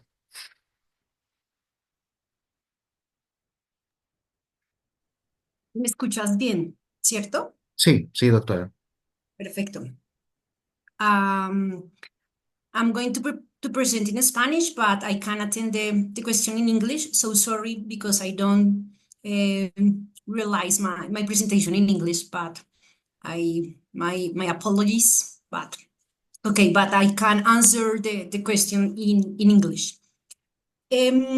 Bueno, mi presentación se titula Migración venezolana en Colombia, análisis desde el mercado laboral y su impacto en la salud o en la salud en su salud. Me refiero a los venezolanos. Esta investigación es el resultado de un trabajo más grande que he realizado en la Universidad Javeriana en torno a las condiciones sociodemográficas y laborales de los venezolanos. Y aquí me voy a concentrar solo en algunos aspectos. Lo primero es que en Colombia los migrantes representan aproximadamente el 4% de la población. Esto pues es un número importante. Tenemos aproximadamente 2 billones de personas que son migrantes, y más de la mitad son mujeres. El 55% de los migrantes en Colombia son mujeres.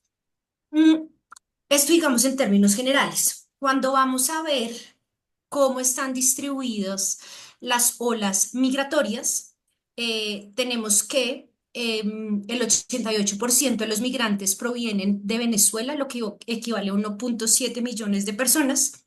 Y tenemos una distribución por género: 51% mujeres, 49% hombres. Entonces, la mayor cantidad de migrantes que llegan a Colombia, que es mi país, son venezolanos, porque el 88% son migrantes de Venezuela. Si vemos cómo es la composición por edades, vemos que la mayoría son jóvenes. El 25% tiene entre 19 y 28 años. El 21% tiene entre 29 y 38 años. Si sumamos estos dos grupos etarios, ya tenemos la mayoría. El 35% son menores de 18 años y entre 39 y 60 años son el 17%. Tan solo el 2% son adultos mayores o mayores de 60 años. Esto merece una nota o un asterisco, y es que, como ustedes se dan cuenta, a partir de estos datos uno puede inferir que la población migrante de Venezuela es una población joven y es una población que puede integrar lo que se denomina el bono demográfico. El bono demográfico es ese momento en el que estamos o en el que se puede estar en la vida en donde hay más personas jóvenes que adultos mayores. Es un momento que puede ser explotado y puede ser aprovechado económicamente porque es donde tenemos la mayor cantidad de personas con capacidad laboral y capacidad productiva. Y la nota la digo porque esto es una oportunidad que tenemos los colombianos como país y es aprovechar este flujo migratorio joven que se puede integrar a nuestro mercado laboral, que si se capacita puede aportar a la productividad del país, que si recibe buenas condiciones puede hacer que la economía de Colombia crezca. Entonces creo que eso es importante decirlo. Y además, si no lo hacemos, pues es un momento desaprovechado porque la tendencia sociodemográfica en Colombia es que cada vez hayan más adultos mayores y menos jóvenes.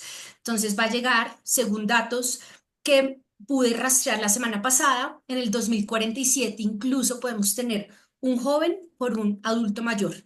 Actualmente tenemos 4 jóvenes por un adulto mayor. Es el momento, digamos, que tenemos como país para aprovechar. Listo, sigamos indagando en estas personas. Más de la mitad participa en la economía. El 89% de los migrantes tienen un empleo. El 60% de ese 89 son hombres, el 40% son mujeres y solo el 17% tiene un empleo formal. ¿Qué significa esto? Que hay mayor participación laboral de hombres que de mujeres.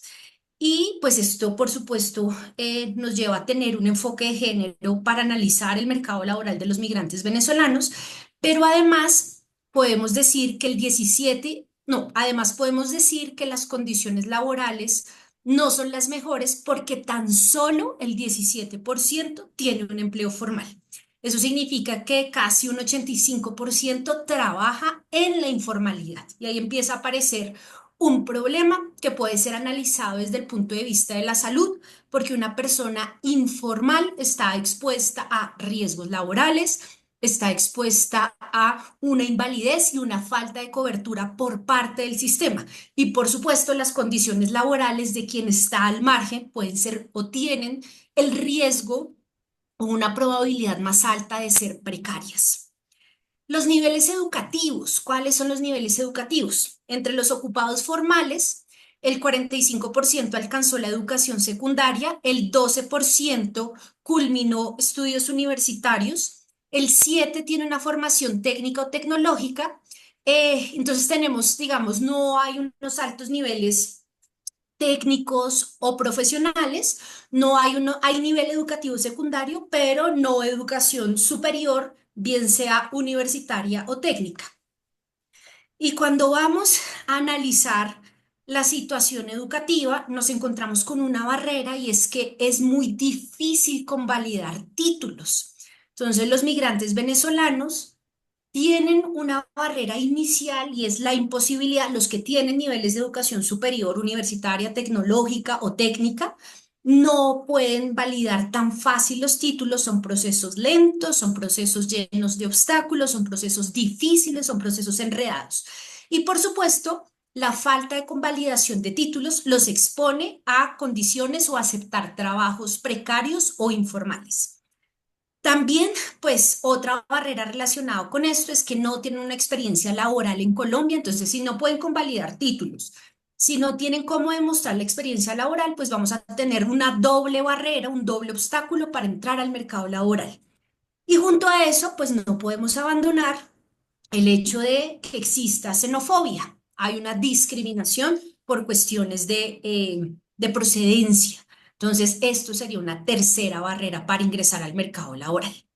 108.000 migrantes venezolanos están desempleados. El 65% de los que están desempleados son mujeres y en este nivel el 44% tiene educación completa y el 12% tiene estudios universitarios, lo que es muy interesante. ¿Qué nos muestra eso? Que las más perjudicadas son las mujeres. Las mujeres son las que tienen más barreras o más bien son las más desempleadas, son las que participan en una mayor medida del desempleo y además pueden tener altos niveles educativos. Si bien tenemos el mayor porcentaje concentrado en educación secundaria completa, tenemos no obstante un 12% que tiene estudios universitarios. Entonces eso es interesante porque es un grupo poblacional que se puede integrar y cuyos estudios pueden ser muy útiles para el mercado laboral colombiano. Listo, tenemos otro tipo de migraciones. También tenemos migraciones ecuatorianas, que es el segundo grupo más con mayor presencia en Colombia. Tenemos migrantes venezolanos, peruanos, perdón, y migrantes estadounidenses. En este slide me concentro exclusivamente en migrantes ecuatorianos y migrantes peruanos.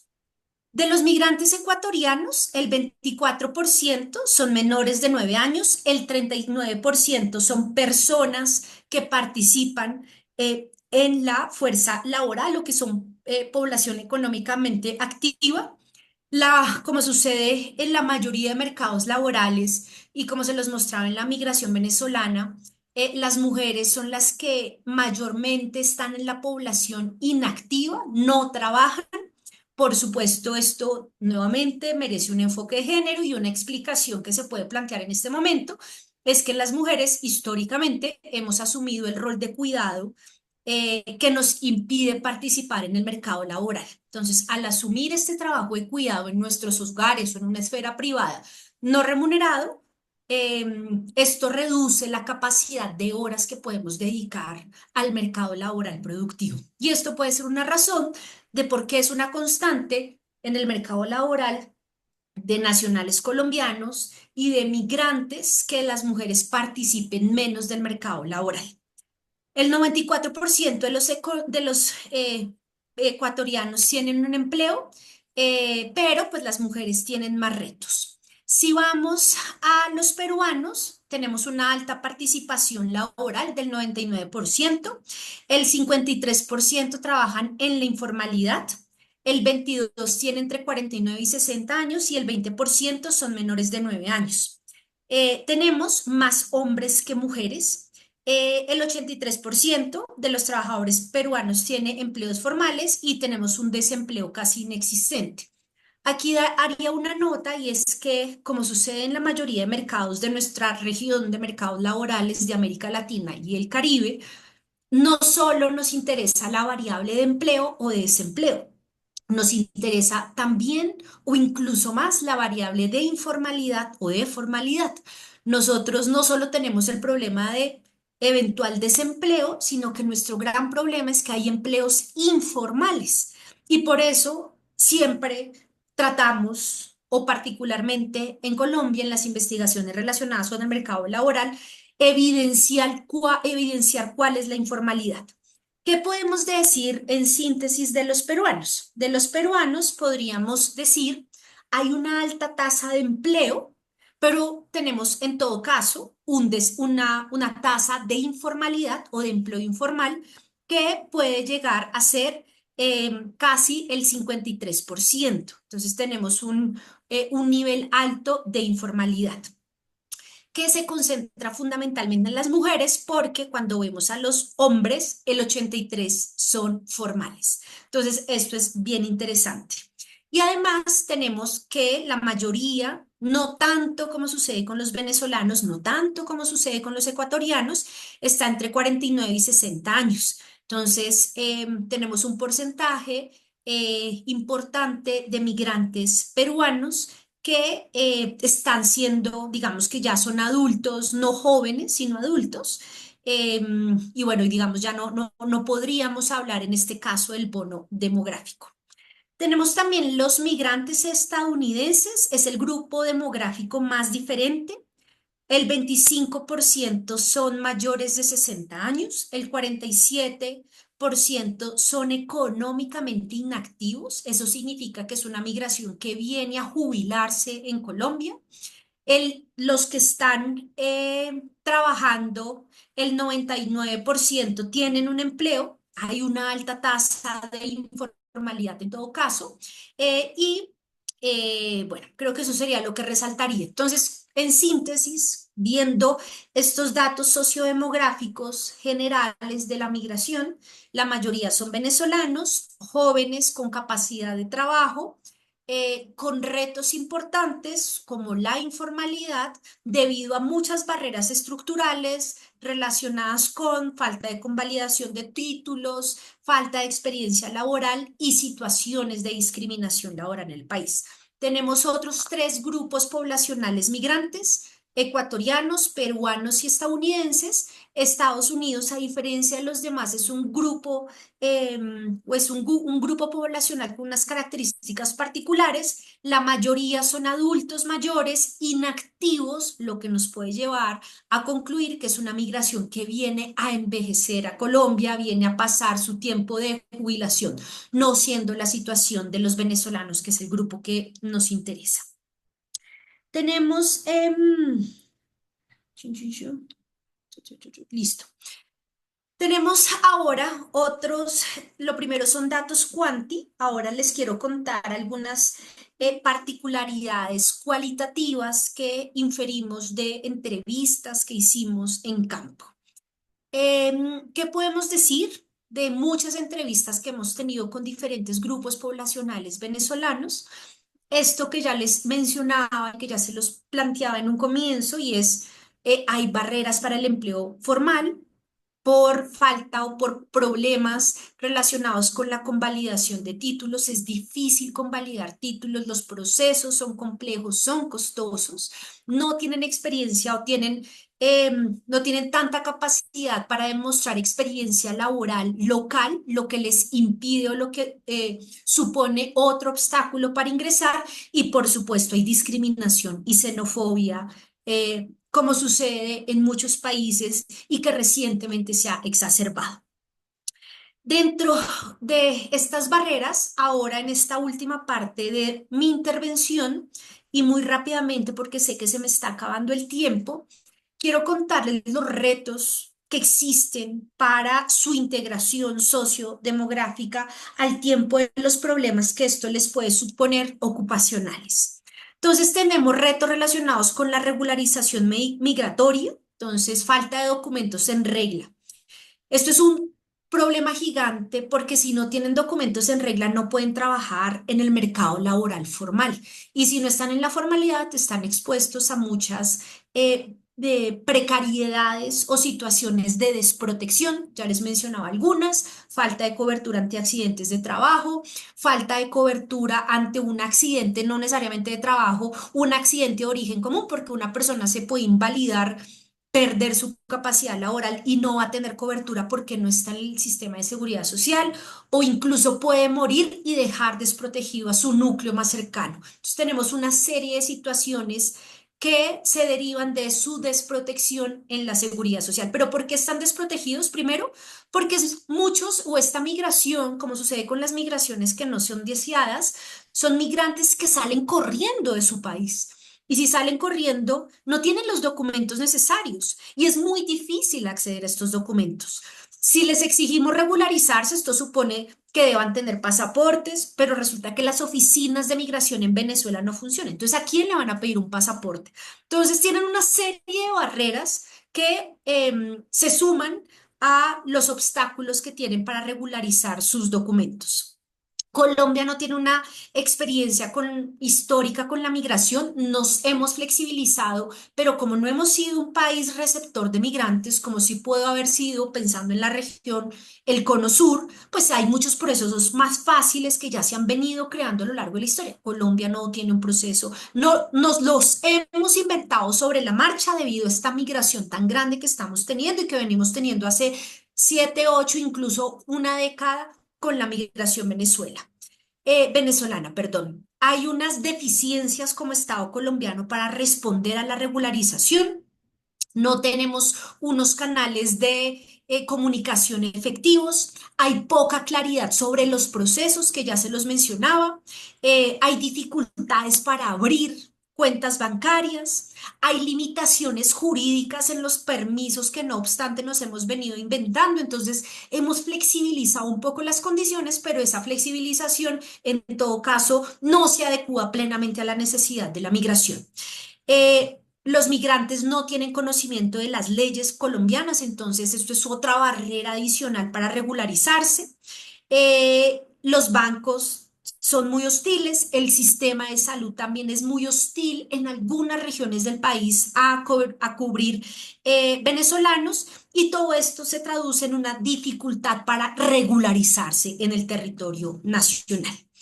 Tenemos retos al acceso al mercado laboral, ya les decía, tenemos informalidad, un desconocimiento de los empleadores sobre los derechos de los migrantes. Muchos empleadores en Colombia creen que los migrantes son una segunda categoría y esto los lleva a cometer violaciones a la norma laboral contra los migrantes. Hay dificultades para convalidar títulos y sacar certificados profesionales, como ya se los decía. Hay una falta de programas y capacitaciones para migrantes. No es lo mismo capacitar laboralmente a un nativo colombiano que un migrante y un migrante venezolano. Si bien somos países cercanos, hay diferentes escenarios. Me acabo de acordar uno que vimos en nuestras investigaciones y es, estos programas deben tener un componente de acompañamiento psicológico por el duelo migratorio. No todas las personas que migran, incluso las que migran deseadamente, pasan por un periodo de duelo. Y más aún si es una migración forzada, no deseada por cuestiones políticas o económicas como los migrantes venezolanos. Y por supuesto, no tratar ese duelo va a convertirse en un obstáculo para desempeñar funciones laborales. Entonces, no tenemos programas adecuados a las condiciones particulares y me acabo de acordar de un ejemplo, no incluyen esto que es tan necesario cuando hay escenarios de migración forzada como es el duelo migratorio. No hay incentivos para contratar migrantes, entonces el único incentivo es el incentivo que tengo para contratar migrantes en la informalidad porque son más baratos, pero nuevamente esta no es la idea porque los expone a situaciones de vulnerabilidad. No hay mecanismos de solución rápidos para los migrantes y muchos los desconocen. Entonces no saben a quién recurrir, no saben qué derechos tienen, no saben cómo poner en funcionamiento la justicia. También hay desigualdades en temas de género, ya lo evidencié en un primer momento con los datos que les mostré. No tenemos la manera de certificar experiencias previas. Hemos avanzado un poco, pero nos falta todavía mucho. Entonces no tiene la experiencia local, pero tengo la experiencia en Venezuela. No existe ese proceso rápido para convalidar y muchos por desconocimiento, muchos empleadores por desconocimiento prefieren no contratar migrantes porque prefieren evitarse sanciones, porque desconocen el proceso, no saben cómo inscribirlos. No solo están o no solo está la barrera de no lo puedo afiliar a la seguridad social, sino que incluso pudiéndolo afiliar a la seguridad social, no sé cómo hacerlo, porque no tienen cédula colombiana, sino que tienen un permiso diferente y no sé cómo manejarlo, entonces prefiero no contratarlo. Tenemos retos en la protección social, tenemos una baja afiliación de migrantes al sistema de seguridad social y esto los expone a riesgos, ya les he mencionado varios. Hay muchos que están en el régimen subsidiado. En Colombia tenemos un sistema de salud subsidiado que cubre muy rápidamente a muchas personas vulnerables y uno contributivo. Si bien la asistencia médica es igualita, la diferencia está en que en el contributivo me pagan cuando hay incapacidades, cuando tengo una licencia de maternidad o de paternidad. La mayoría de venezolanos están en el subsidiado y no tienen la cobertura de las prestaciones económicas del contributivo, aun cuando pudiesen tenerla, porque si trabajan, deberían poderse afiliar a la seguridad social, pero como los contratamos informalmente, no tienen acceso a esto. Muchas EPS, que son las entidades que cubren el sistema de salud, desconocen los documentos migratorios de los venezolanos, migrantes sin acceso a una protección en la vejez por esta informalidad. Y otro punto, y es, yo tuve cotizaciones en Venezuela y cómo las traigo a Colombia para compatibilizar y poder acceder a una pensión, porque nuestro sistema sigue siendo contributivo, depende de contribuciones y podría facilitarse el acceso a la pensión si pudiese sumar contribuciones de Venezuela con Colombia, pero hay trámites difíciles, costosos, que son desconocidos. Tenemos también retos para el emprendimiento y el sector financiero. No existen rutas claras para el emprendimiento. Programas de formación solo se da para los colombianos. Es difícil acceder a créditos y financiamiento. Entonces, si no puedo acceder a créditos ni a financiamiento, ¿cómo voy a emprender? No hay mecanismos fáciles para reconocer emprendimientos y apoyar desde el Estado emprendimientos, y siguen existiendo prejuicios por parte de las entidades financieras en contra de los migrantes. Tenemos retos educativos, como les decía, ya se los he mencionado, no hay una convalidación sencilla de títulos, hay demoras y burocracia para convalidar títulos. Hay excesivos requisitos para convalidar títulos. Muchas veces es difícil acceder a la educación superior. En las experiencias me acuerdo que es muy fácil acceder a la educación básica, primaria y secundaria. Es muy fácil, es muy sencillo. Y creo que en Colombia ha avanzado mucho en eso. Pero al momento de pensar en una educación superior, universitaria, técnica o tecnológica, me piden la regularización de documentos. Y entonces empiezan a aparecer una serie de barreras que no existen en la educación primaria. Entonces tenemos dificultades para educar en niveles superiores o técnicos y tecnológicos, y esto es un desastre porque estamos desaprovechando esta juventud que está llegando a un país que está sufriendo una bajada, un bajón muy importante en la tasa de natalidad. Las instituciones educativas superiores exigen documentos, muy pocos migrantes participan en los exámenes estatales y esto es una barrera también para el trabajo, y hay pocos programas de nivelación. A veces hemos visto la necesidad de nivelar formación educativa y no la tenemos. Inclusión social es otro tipo de problema que se puede presentar. No tenemos políticas interseccionales. ¿A qué me refiero con eso? Que no es lo mismo un migrante, una migrante mujer, que un migrante hombre, un migrante perteneciente a la comunidad LGTBIQ+, un migrante que se autorreconoce como persona trans, no binaria, y todo eso es importante para generar una integración plena. No es lo mismo un migrante con cierto nivel educativo que otro migrante con un nivel educativo más bajo. No es lo mismo un migrante que viene de una región determinada de Venezuela que de otra. Y todas estas interseccionalidades las deberíamos tener en cuenta para permitir su integración real. No hay o hay más bien una débil atención en salud mental para la población migrante, y esto afecta su integridad. Acordémonos, como les decía, existe este denominado duelo migratorio que no se trata. Las mujeres migrantes tienen una excesiva carga de trabajo no remunerado, al igual que las colombianas. Las mujeres venezolanas trabajan en el hogar 3 veces más que los hombres al tiempo que trabajan. Entonces terminan trabajando 4 jornadas laborales en un día. Hay falta de servicios de cuidado infantil. Esto podría ayudar a las mujeres que cuidan menores, porque en la mayoría son mujeres, y a la formación de los menores. Hay unas altas tasas de trabajo sexual en migrantes, y el trabajo sexual es un escenario de desprotección y de vulnerabilidades múltiples. Nosotros tenemos otra investigación relacionada con trabajadoras sexuales migrantes, se las invito, la pueden consultar en internet, la hicimos con la Organización Internacional del Trabajo. Baja presencia de migrantes en el sector sindical, barreras para participar en subsidios del Estado, y tenemos narrativas y discriminatorias y xenófobas. Y esto es mi presentación. Esto es lo que les quería compartir de la migración venezolana, de los datos cuantitativos y las experiencias que tienen sobre barreras de integración laboral, económica y social, y que termina afectando la salud y el bienestar particularmente de los migrantes. Muchas gracias.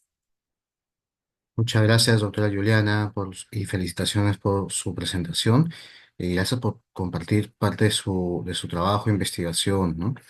Invitamos a los asistentes a que puedan realizar preguntas a la doctora Juliana. And if there are only other attendees, because I see that there are other uh, English speakers that can be part of this event and that can also make questions, and Dr. Juliana will be available to solve your questions.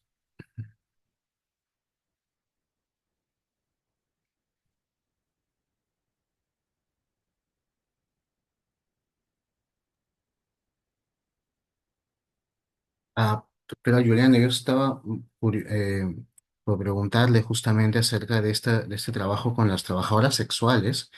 Eh, en- ¿Tiene data acerca del origen de ellas, si son inmigrantes de qué países con mayor frecuencia y data de repente sobre algunas enfermedades ya detectadas en ellas?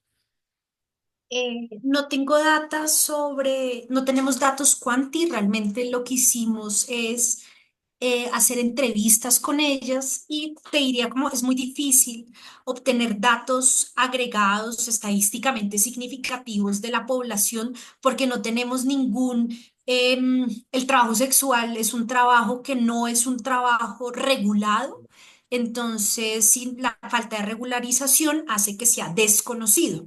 Sin embargo, de las entrevistas que nosotros pudimos hacer en la ciudad de Bogotá, la mayoría son personas, son mujeres, mujeres trans y mujeres no trans provenientes de Venezuela. Eh, las enfermedades tampoco las hemos detectado, pero sí tenemos estudios sobre sus condiciones particulares, las exposiciones a los riesgos en que están, afectaciones a su salud mental y ciertas particularidades relacionadas con su bienestar, no necesariamente a través de enfermedades diagnosticadas, que por supuesto están necesariamente atados a su salud. Gracias, doctora. For the attendees that speak in English, Dr. Juliana has just shared information. Oh, perdón, doctora Lisbeth, perdón. Adelante. Sí, sí. Sí, ¿no? gracias, Norville. Muy buenas tardes para todos. Doctora Juliana, de verdad la quiero felicitar por ese panorama que ha presentado. Yo soy la doctora Lisbeth Soto, la secretaria nacional de ICOH Venezuela, y realmente quedé muy bien toda la visión que hizo usted y todo su análisis desde todos los aspectos.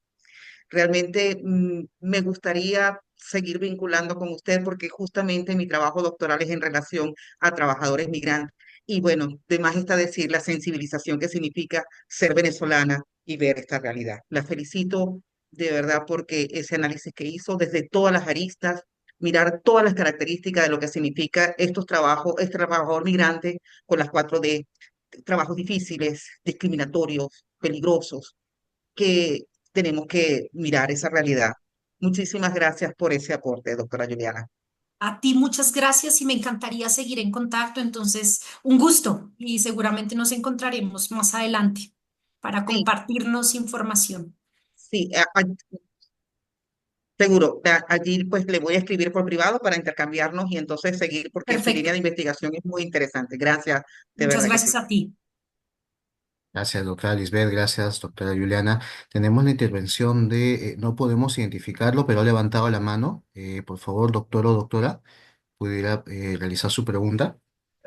Hola, soy Diana Cuervo, secretaria Doctora. nacional por Colombia. Mis iniciales, ¿de qué significa Diana Elizabeth Cuervo Díaz?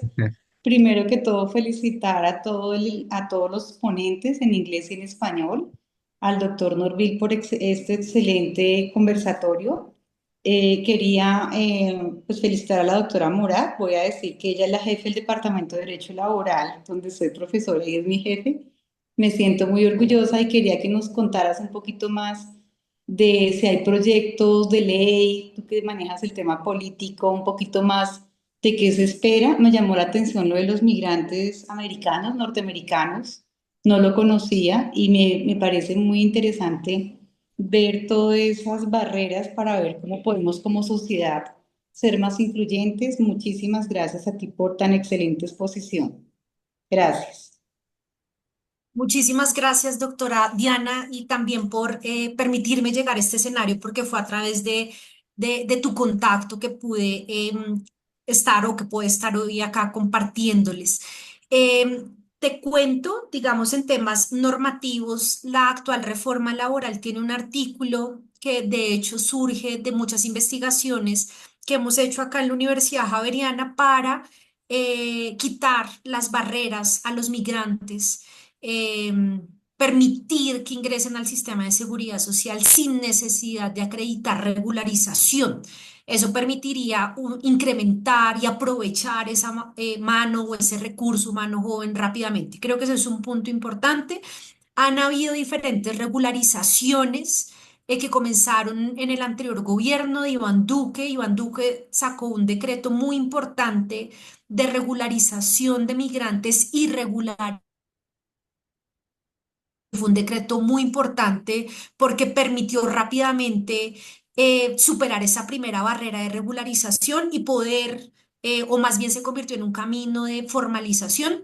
Y recientemente hay un decreto, no me acuerdo el número, que permite que los refugiados trabajen. Uno de los problemas que teníamos o que existen en la migración al momento de buscar regularizarse en el territorio es a través de qué camino lo hago, como refugiado, busco un permiso laboral, busco una visa, y el más sencillo es el refugio. Pero el refugio tenía un problema y es que el refugio impedía laboral. Entonces, yo, ¿qué saco pudiendo estar en un país regular si no puedo integrarme laboralmente? Entonces, reconociendo ese papel tan importante que tiene el trabajo en la integración social y económica de las personas, hay un reciente decreto que permite trabajar como refugiado. Entonces yo creo que hablaría de esas tres. El proyecto de reforma laboral que permite su formalización sin necesidad de regularizar. Un decreto muy importante del gobierno Iván Duque, de los últimos que sacó, que lo regulariza. Regularizó rápidamente, así a todos los que entraron de manera irregular hasta máximo el enero del 2021. Y este nuevo que permite trabajar a los refugiados. Entonces creo que hablaría de esos tres puntos. Y por supuesto tenemos retos, y lo de los estadounidenses también es muy interesante. Yo creo que eso también puede ser, pensando como un país, un mercado que explotar. Podemos convertirnos en un país receptor de...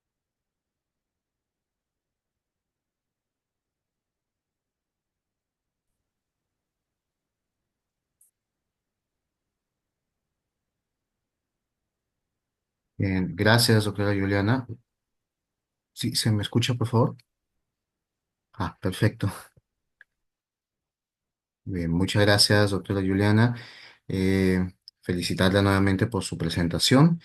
Y vamos ahora a dar pase a nuestra siguiente speaker, la última del día. Gracias nuevamente y también gracias, doctora Diana. Y tenemos a la doctora Mirela Bernal, quien es abogada y auditora de sistemas de gestión de seguridad y salud en el trabajo por el Ministerio de Trabajo y Promoción del Empleo de Perú.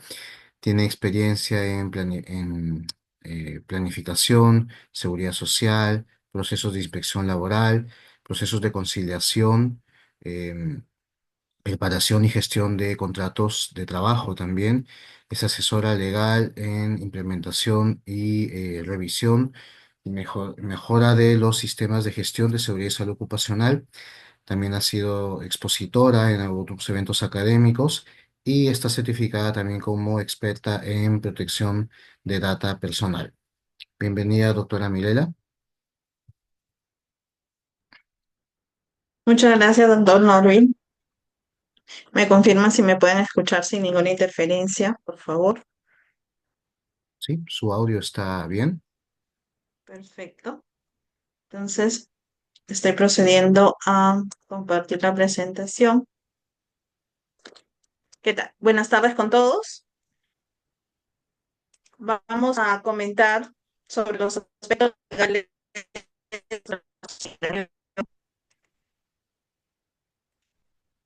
tanto en Perú como alguna información complementaria en América Latina. Bueno, la migración es tan antigua como la humanidad, ¿no? Desde hace años es un fenómeno que se da por distintos motivos. Sin embargo, coincidimos con lo que comentaba la ponente anterior cuando indica que a nivel de América Latina se da un éxodo, por decirlo de alguna manera, o una migración en mayor porcentaje de los ciudadanos venezolanos, ¿sí? Este es un hecho que ha trascendido no solo en Perú, sino a todos los países de Latinoamérica. Y esta migración, justamente por estos ciudadanos venezolanos, se ha incrementado significativamente en las últimas décadas.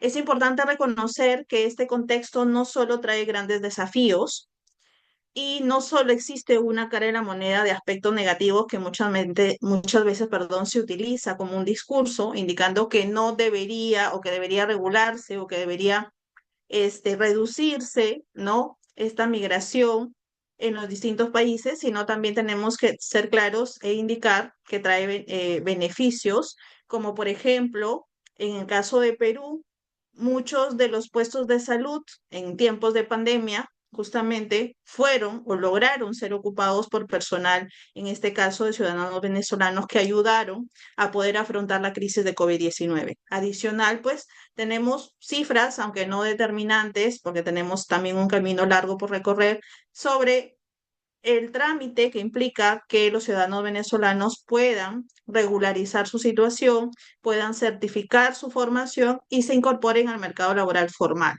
ya que al igual que muchos países de América, tenemos el problema de la informalidad. Entonces, antes de empezar a conversar sobre las particularidades de estos aspectos, quería conversar con ustedes o comentarles esta gráfica que justamente es cerrada al 2023 y que forma parte del documento que publicó la OIT denominado Movilidad Humana y Migración Laboral en América Latina y el Caribe. Y tal y como ustedes pueden visualizar, pues después de Colombia, Perú es el segundo país que ha recibido a los ciudadanos venezolanos por distintos motivos, ¿sí? La migración puede darse sobre todo por temas laborales que buscan mejores condiciones de trabajo, pero también responde a situaciones como la inseguridad ciudadana, crisis política, violencia y lamentablemente tenemos el escenario que continúa en esta sede, ¿no? En nuestro territorio peruano, lamentablemente, tenemos todavía mucha estigmatización y tenemos el inconveniente que, sobre todo, las mujeres venezolanas, pues no tienen todavía una apertura al 100%. Veremos algunas cifras de emprendimiento que han tenido ellas, pero debido a las circunstancias como la doble presencia, es decir, además de su trabajo, tiene que hacerse cargo de las personas de su familia, no se ha podido concretar un emprendimiento positivo que dure en el tiempo, que tenga una larga duración y que las empodere. Veremos algunas cifras sobre estos informes y también no podemos dejar de desconocer el impacto del cambio climático, ¿no? El año pasado, la Organización Internacional de Trabajo establecía como el tema por el Día Mundial de la Seguridad y Salud en el Trabajo, el impacto climático en la seguridad y salud de los trabajadores. Lo mismo sucede, veremos algunas de las afirmaciones de los reportes internacionales que en Perú justo se da también ese fenómeno de migración debido a un cambio climático que impactó en unas inundaciones, unos desastres ocasionados y pues lo que es bien conocido, lo que corresponde a crisis económicas, ¿no? Crisis económicas y políticas. Entonces, ahora los corredores de migración no solo son voy a buscar una mejor fuente de trabajo o una mejor contratación laboral, sino responden a todos estos motivos que hemos venido indicando. También hemos podido revisar el informe de migraciones del mundo 2024 para poder tener un escenario internacional y tenemos pues que se ha incrementado el porcentaje. No son los únicos, los ciudadanos venezolanos que han migrado, también tenemos ciudadanos peruanos que migran. Y a nivel internacional podemos decir que de 2000, que implicaba una tasa de 2.8, al 2024 encontramos un 3.6. Considerando entonces que a 2024 estamos frente a 281 millones, ¿sí?, de ciudadanos que migran. Entonces, en este escenario, pues todos los países deben fortalecer sus políticas para poder reconocer los beneficios de la migración, integrarlos y poder garantizar a estos ciudadanos un espacio seguro, ¿no? Un espacio saludable y evitar pues la exposición a riesgos que no corresponden a los sectores correspondientes, valga la redundancia, porque las migraciones se enfocan lamentablemente en el lado de la informalidad, los cuales tienen esta particularidad, que son labores peligrosas. Y muchas veces, si bien es cierto, según nuestra normativa, no se trata de una actividad de alto riesgo, por las largas jornadas implican daño en la salud de los trabajadores migrantes. Aquí además quería comentar con ustedes, ¿no? Ya una estadística que permite identificar entre sexo femenino y masculino. Tenemos aquí una gráfica de inmigrantes y podemos visualizar que en el caso de migrantes, pues sí se reconoce un mayor número del sexo femenino a comparación de los inmigrantes, que la diferencia es mínima entre ambos sexos. Entonces, no solo vemos el panorama de Perú, sino también vemos los demás países como Argentina, Colombia. Si ustedes verifican el gráfico de inmigrantes, vamos a encontrar que tanto Chile, México, Colombia y Perú va a tener solo una leve diferencia entre los migrantes de sexo femenino y masculino, a diferencia de los emigrantes que sí, en la mayoría de países, excepto Haití y México, pues tenemos el mayor número de emigrantes del sexo femenino. Entonces, debería, ¿no? Eso ayudar a implementar todas las políticas a favor de los migrantes para poder no solo integrarlos a la formalidad, sino también frente a ellos cumplir la normativa de seguridad y salud en el trabajo y las prestaciones mínimas de salud. En Perú veremos que hemos tenido un primer acercamiento, un primer, por decirlo así, objetivo logrado, pero todavía nos queda un largo trecho por el tema de la informalidad. De acuerdo a este informe internacional de migraciones, es una realidad que la situación de los migrantes venezolanos, y aquí incluyendo refugiados, siguen sufriendo consecuencias de desplazamiento, ¿no? Ha cerrado a mayo del 2023, pues tenemos que Perú, seguido de Colombia, pues acogía al personal o a los ciudadanos venezolanos con los retos que eso implicaba. Veremos algunas cifras de contratación y justamente coincido con la ponente anterior, con la doctora, porque en efecto los inconvenientes que se presentan en Perú también coinciden con lo que comentaba, ¿no? Que es el tema de los documentos, regularizar su situación para poder acceder a un puesto formal es un reto. Tenemos políticas que se flexibilizaron sobre el tema de refugiados, pero también con estas inconsistencias. Lamentablemente, a nivel de contrataciones de personal extranjero, cuando se eliminaron las barreras burocráticas para contratos de trabajo, se conservó la contratación de extranjeros. Es decir, mientras que los demás contratos de los peruanos suscritos no necesitan inscribirse ante el Ministerio de Trabajo y Promoción del Empleo, los contratos de los extranjeros sí. Hay que realizar un trámite adicional. Y aunque tenemos una tasa mínima, es un tema de solo una tasa administrativa, pues el trámite en sí es lo que desanima a los empleadores peruanos poder acceder a la contratación de un extranjero. Otra situación que encontramos es que las dinámicas migratorias sí siguen afectando a la inestabilidad interna de inseguridad. Hay bastante inseguridad y esto ha implicado pues casos de acoso sexual, trata y violación. Hoy vamos a revisar algunos de estas cifras a nivel nacional y vamos a poder confirmar que el efecto negativo en los migrantes, sobre todo en el personal femenino, pues se da y debería disminuirse. Sin embargo, se ha identificado entre el 2023 y 2024 que se ha incrementado. A nivel de América del Sur, pues no cabe duda que tenemos un gran reto, sobre todo porque la migración, como les comentaba, también tiene este impacto por parte de desastres y cambio climático. En el caso de Perú, a principios del 2023, pues nosotros sufrimos un estado de emergencia por el ciclón Yaku que provocó grandes inundaciones en toda la región, ¿no? Y tuvimos afectación no solo de vidas humanas, daños materiales, sino también al desplazamiento en sí. Entonces, es una realidad, no es que se supone que también es una causa, sino que ya se ha venido validando. Este es un ejemplo, podemos mencionar también de otros países, pero quería un poco comentar la realidad aquí peruana. Otro inconveniente que se ha presentado son los estereotipos, ¿no? El tema de la estigmatización relacionada a la hipersexualidad de las mujeres. Y entonces, por ejemplo, en Perú, respecto a las ciudadanas venezolanas, y en Portugal, respecto a las ciudadanas brasileras, pues tenemos esta estigmatización de pensar que se trata, ¿sí?, de personas que se dedican a la prostitución, y esto aumenta el riesgo que sufre un acoso sexual y violencia de género. Es más, con esta estigmatización, en algún momento, pues la persona que empezaba a emprender porque había colocado, imaginémonos una ciudadana venezolana, una peluquería, ¿sí? Debido a estos estereotipos y esta estigmatización, pues se ha visto obligada por los tratos, por la violencia de los vecinos, en cerrar el negocio, porque las personas que pudieran acudir, no solo llegaban al espacio para intentar sobrepasarse con ella, ¿no? Esto no es que lo tengamos en una cifra, pero son algunos de los testimonios de los informes que se han podido recabar.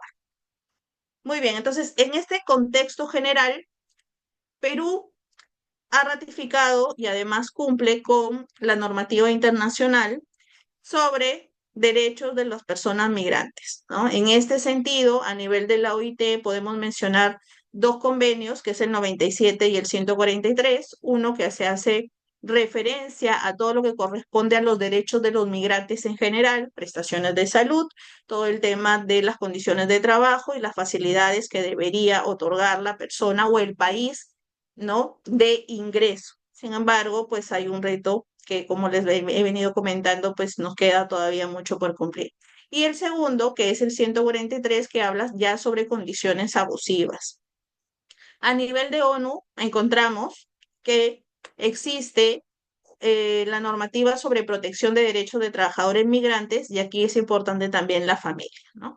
Porque es una realidad que aquel trabajador que logra insertarse a nuestra economía formal, es decir, que logra contar con un vínculo laboral formal, pues una vez que está estable, empieza, ¿correcto?, a lograr que su familia la acompañe, ¿no? Es decir, empieza a traer a su familia, y eso también debería implicar unos derechos, ¿no? Por ejemplo, en Perú tenemos el tema de la asignación familiar, y en algún momento, pues los empleadores nos preguntaban, ¿la asignación familiar le corresponde a un trabajador que tiene nacionalidad venezolana, considerando pues que la carga de familia no está aquí?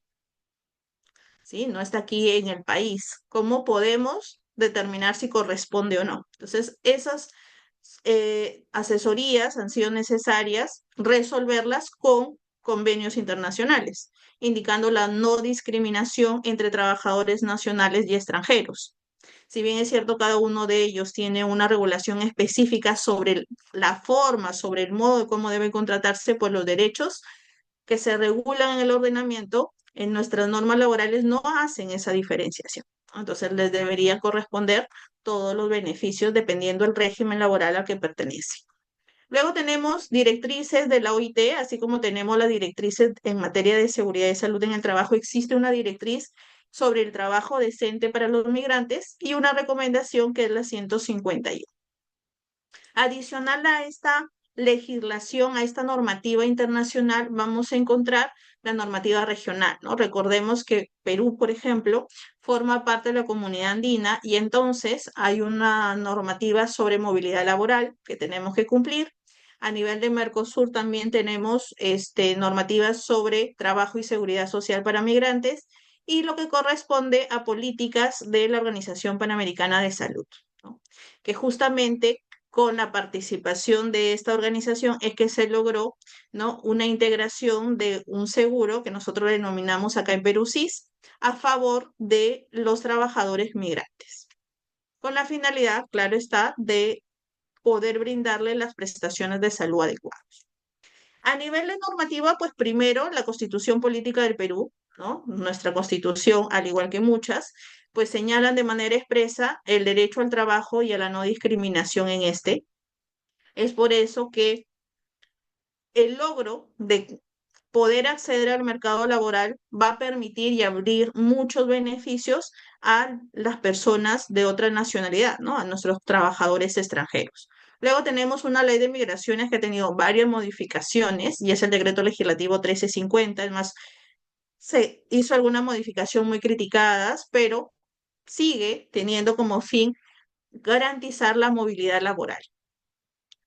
A nivel de Perú, como órgano adscrito al Ministerio de Trabajo y Promoción del Empleo, tenemos a la Superintendencia Nacional de Fiscalización Laboral, que es el órgano encargado de supervisar el cumplimiento de la normativa laboral.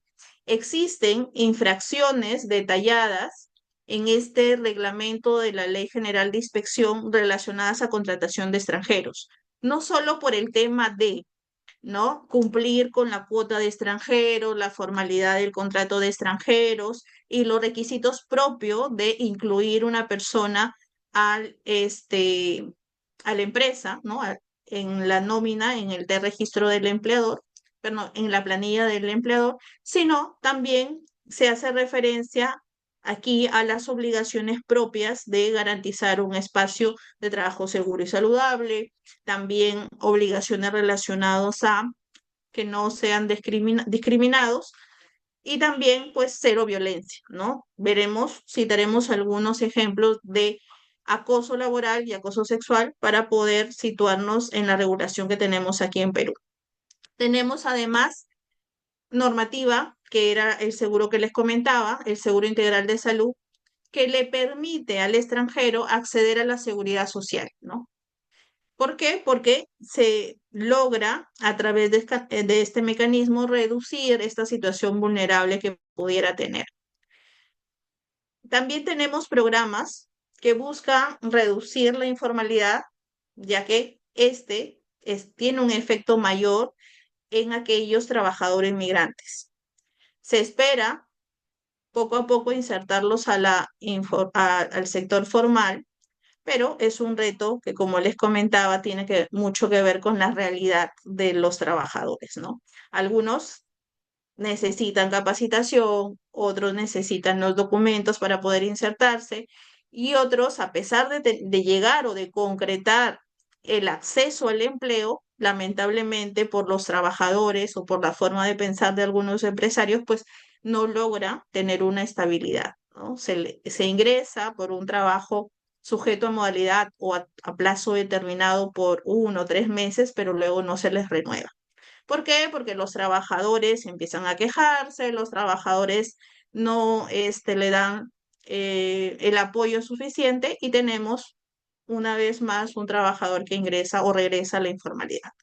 Tenemos también un reto importante en materia de seguridad y salud en el trabajo respecto a los inmigrantes, ¿no?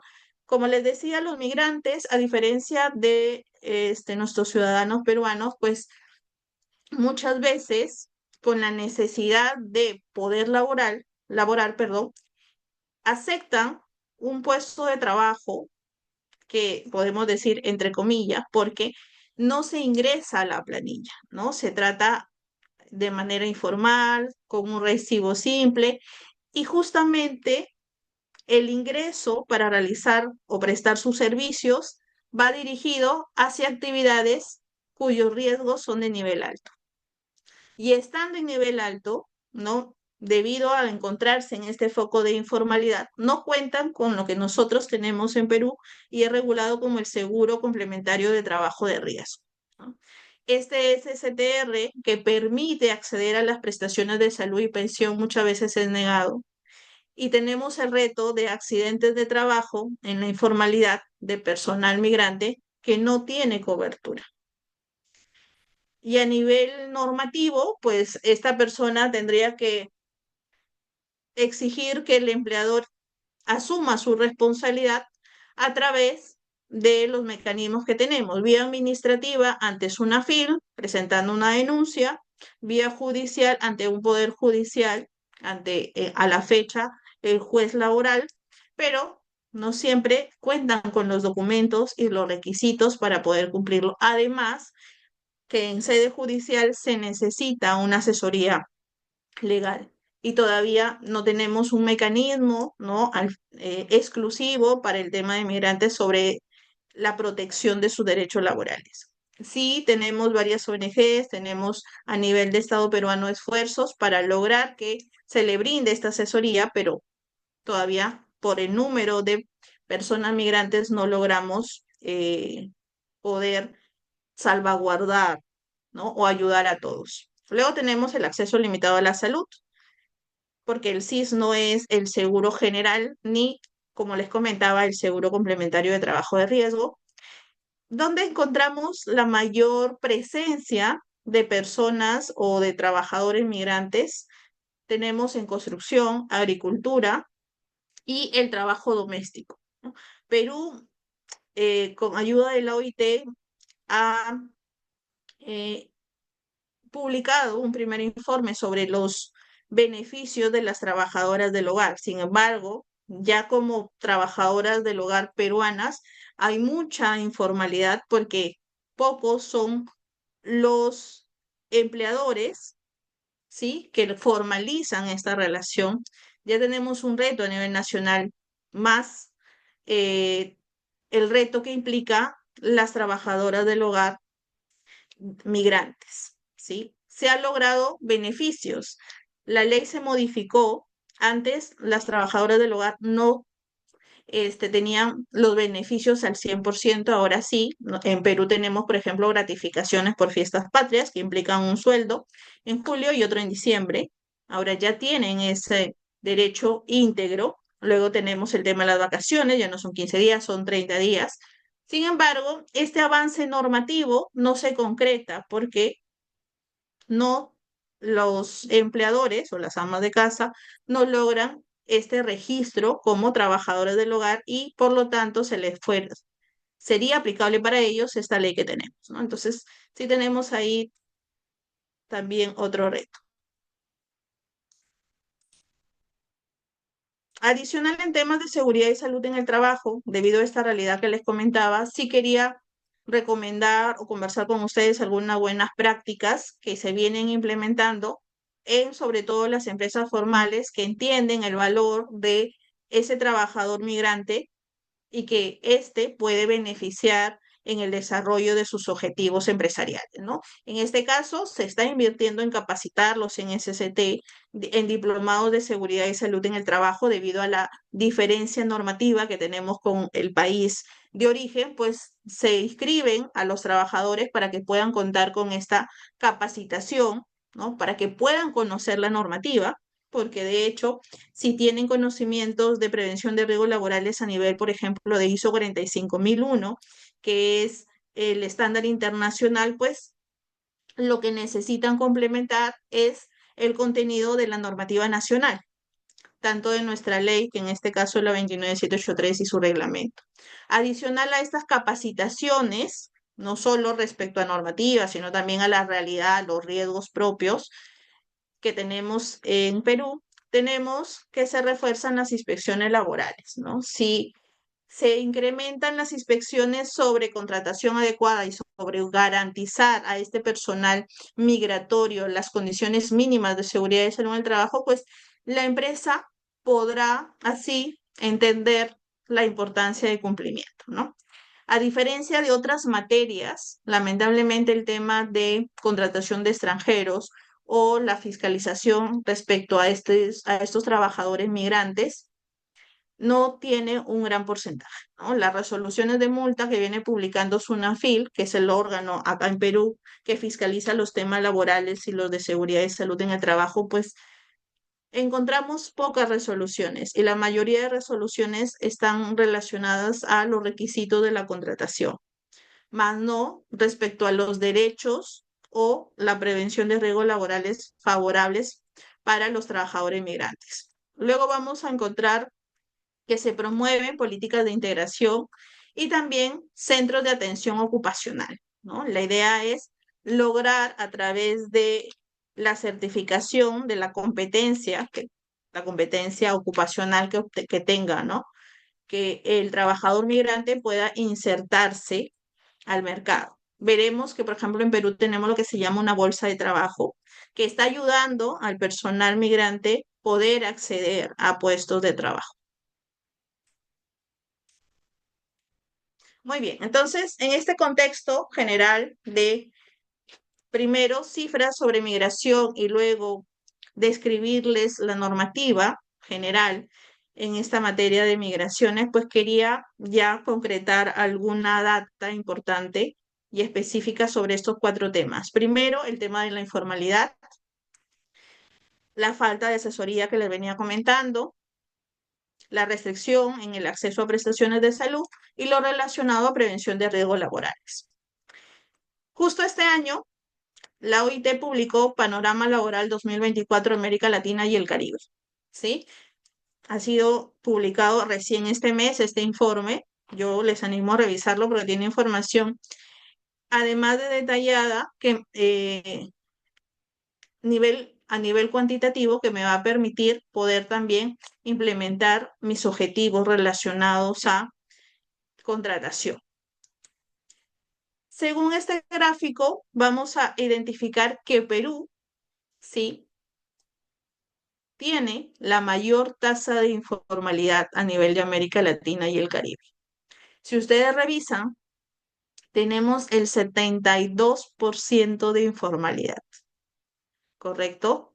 Y esto además también nos describe que a nivel de trabajadoras mujeres tenemos la mayor tasa también de informalidad en América Latina y el Caribe.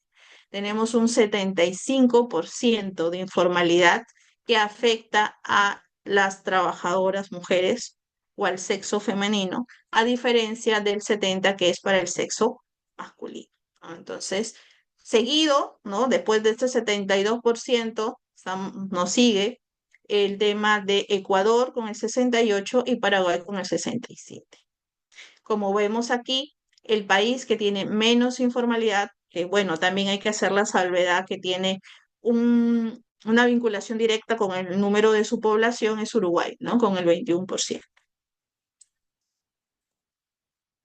Aquí quería compartirles el gráfico, ¿no? Como ustedes pueden ver, si vemos el color más suave, pues es donde tiene menos informalidad, que justamente está Uruguay. Pueden ver aquí el tamaño del país, a diferencia de los otros, ¿no?, países, como es el de nosotros, el de Perú. Muy bien, entonces hemos conocido las cifras de informalidad. Veamos las cifras de formalidad. De acuerdo al reporte del Ministerio de Trabajo y Promoción del Empleo de Perú, en el primer semestre del 2024 se registraron en planilla, es decir, existen registrados en este primer semestre este número de trabajadores, considerando a los venezolanos como los que lideran en número los trabajadores ingresados en las planillas electrónicas de las empresas del sector privado.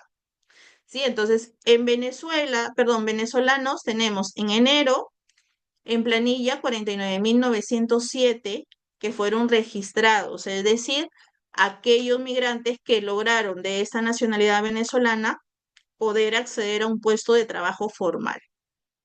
¿Sí? Similar cifra la vamos a encontrar, ¿sí?, de 49.000 y algo en febrero, un incremento luego en los siguientes meses, en marzo de 50.000, abril 51.000, mayo 51.000. En total, en junio incluso 52.000 más. Entonces, confirma la data internacional.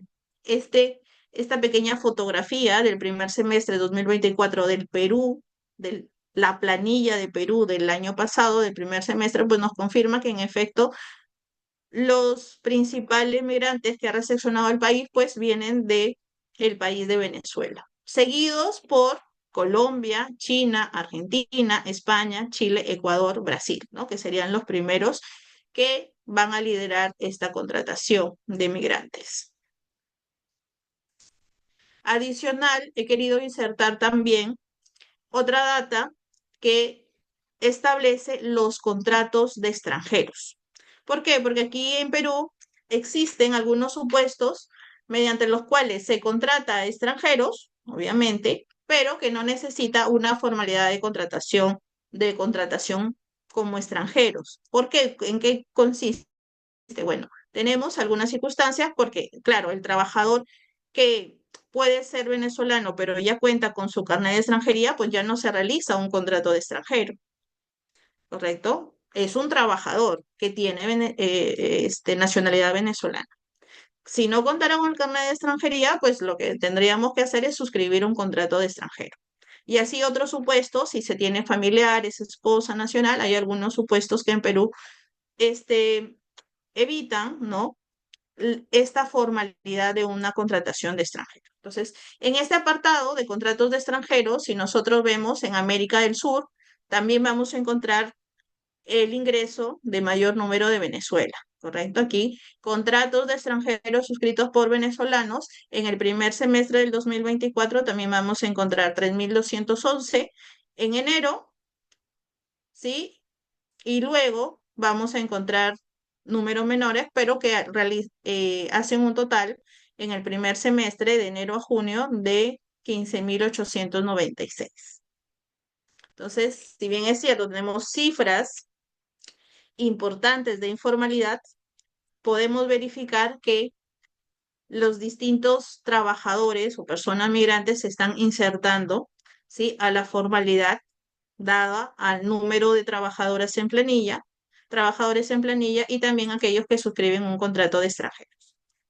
Muy bien, sobre el segundo tema, lo relacionado a la importancia de contar con una asesoría. Según el informe, ¿cómo se llama este informe? Se llama Evaluación de la oferta y demanda de servicios de desarrollo empresarial para promover el acceso de mujeres refugiadas y migrantes procedentes de Venezuela en Perú. En la gráfica 9, ¿no?, se puede determinar qué necesitan estas mujeres para poder conseguir este tema de emprender, ¿no? De poder tener una fuente de ingresos. Entonces, cuando se realizaron las encuestas para identificar qué temas necesitaba esta población, estas mujeres refugiadas inmigrantes para poder emprender, pues solicitaban el tema de capacitación en elaboración de plan de negocios, sobre publicidad, mercadeo, comercialización y ventas, sobre contabilidad, costeo y finanzas, ¿no? En Perú la tributación es distinta a Venezuela. También solicitaban capacitación de gestión de liderazgo, construcción de redes de contacto, luego el tema de logística, operaciones, recursos humanos y el tema legal, así como procedimientos de exportación.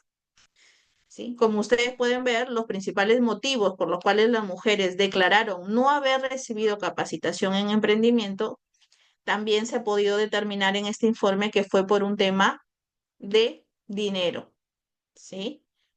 El 55% de las trabajadoras o de las mujeres refugiadas inmigrantes que fueron encuestadas para poder llevar a cabo esta evaluación de oferta y demanda, pues determinó que ese fue uno de sus inconvenientes. Y también el desconocimiento de las instituciones que brindan el tipo de entrenamiento.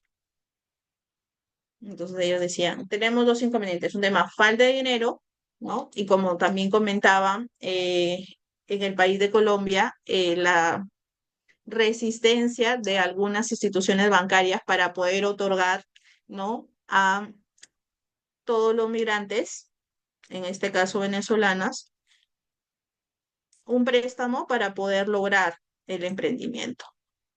Adicional, el informe detalla como barreras de acceso de las mujeres, tanto refugiadas como migrantes, los siguientes: desconocimiento sobre la oferta, ¿sí? Sus conocimientos se basaban en temas de centros académicos, asesorías, pero no sabían a qué autoridad poder golpear la puerta y solicitar, ¿no?, esta información. Luego también costos asociados, ¿no? Si bien es cierto, la asesoría es gratuita, pero para la inscripción en registros de la empresa, pues hay pagos que realizar.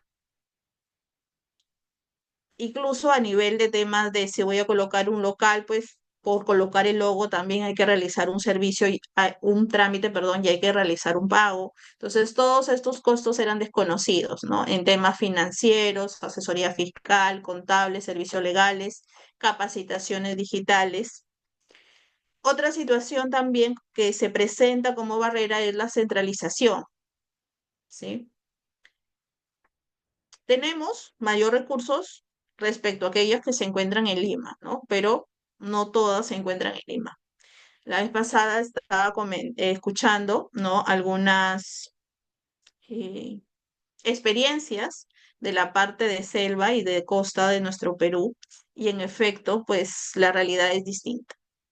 ¿Por qué? Porque la misma informalidad, en el caso de la selva, la dificultad en el acceso a la zona donde se encuentran y donde las trabajadoras, o bueno, las ciudadanas venezolanas y otros migrantes se encuentran, pues es de difícil incluso acceso para las autoridades. Y son en estos espacios en los cuales, pues, muchas veces se les exige o se les obliga a convertirse en trabajadoras sexuales.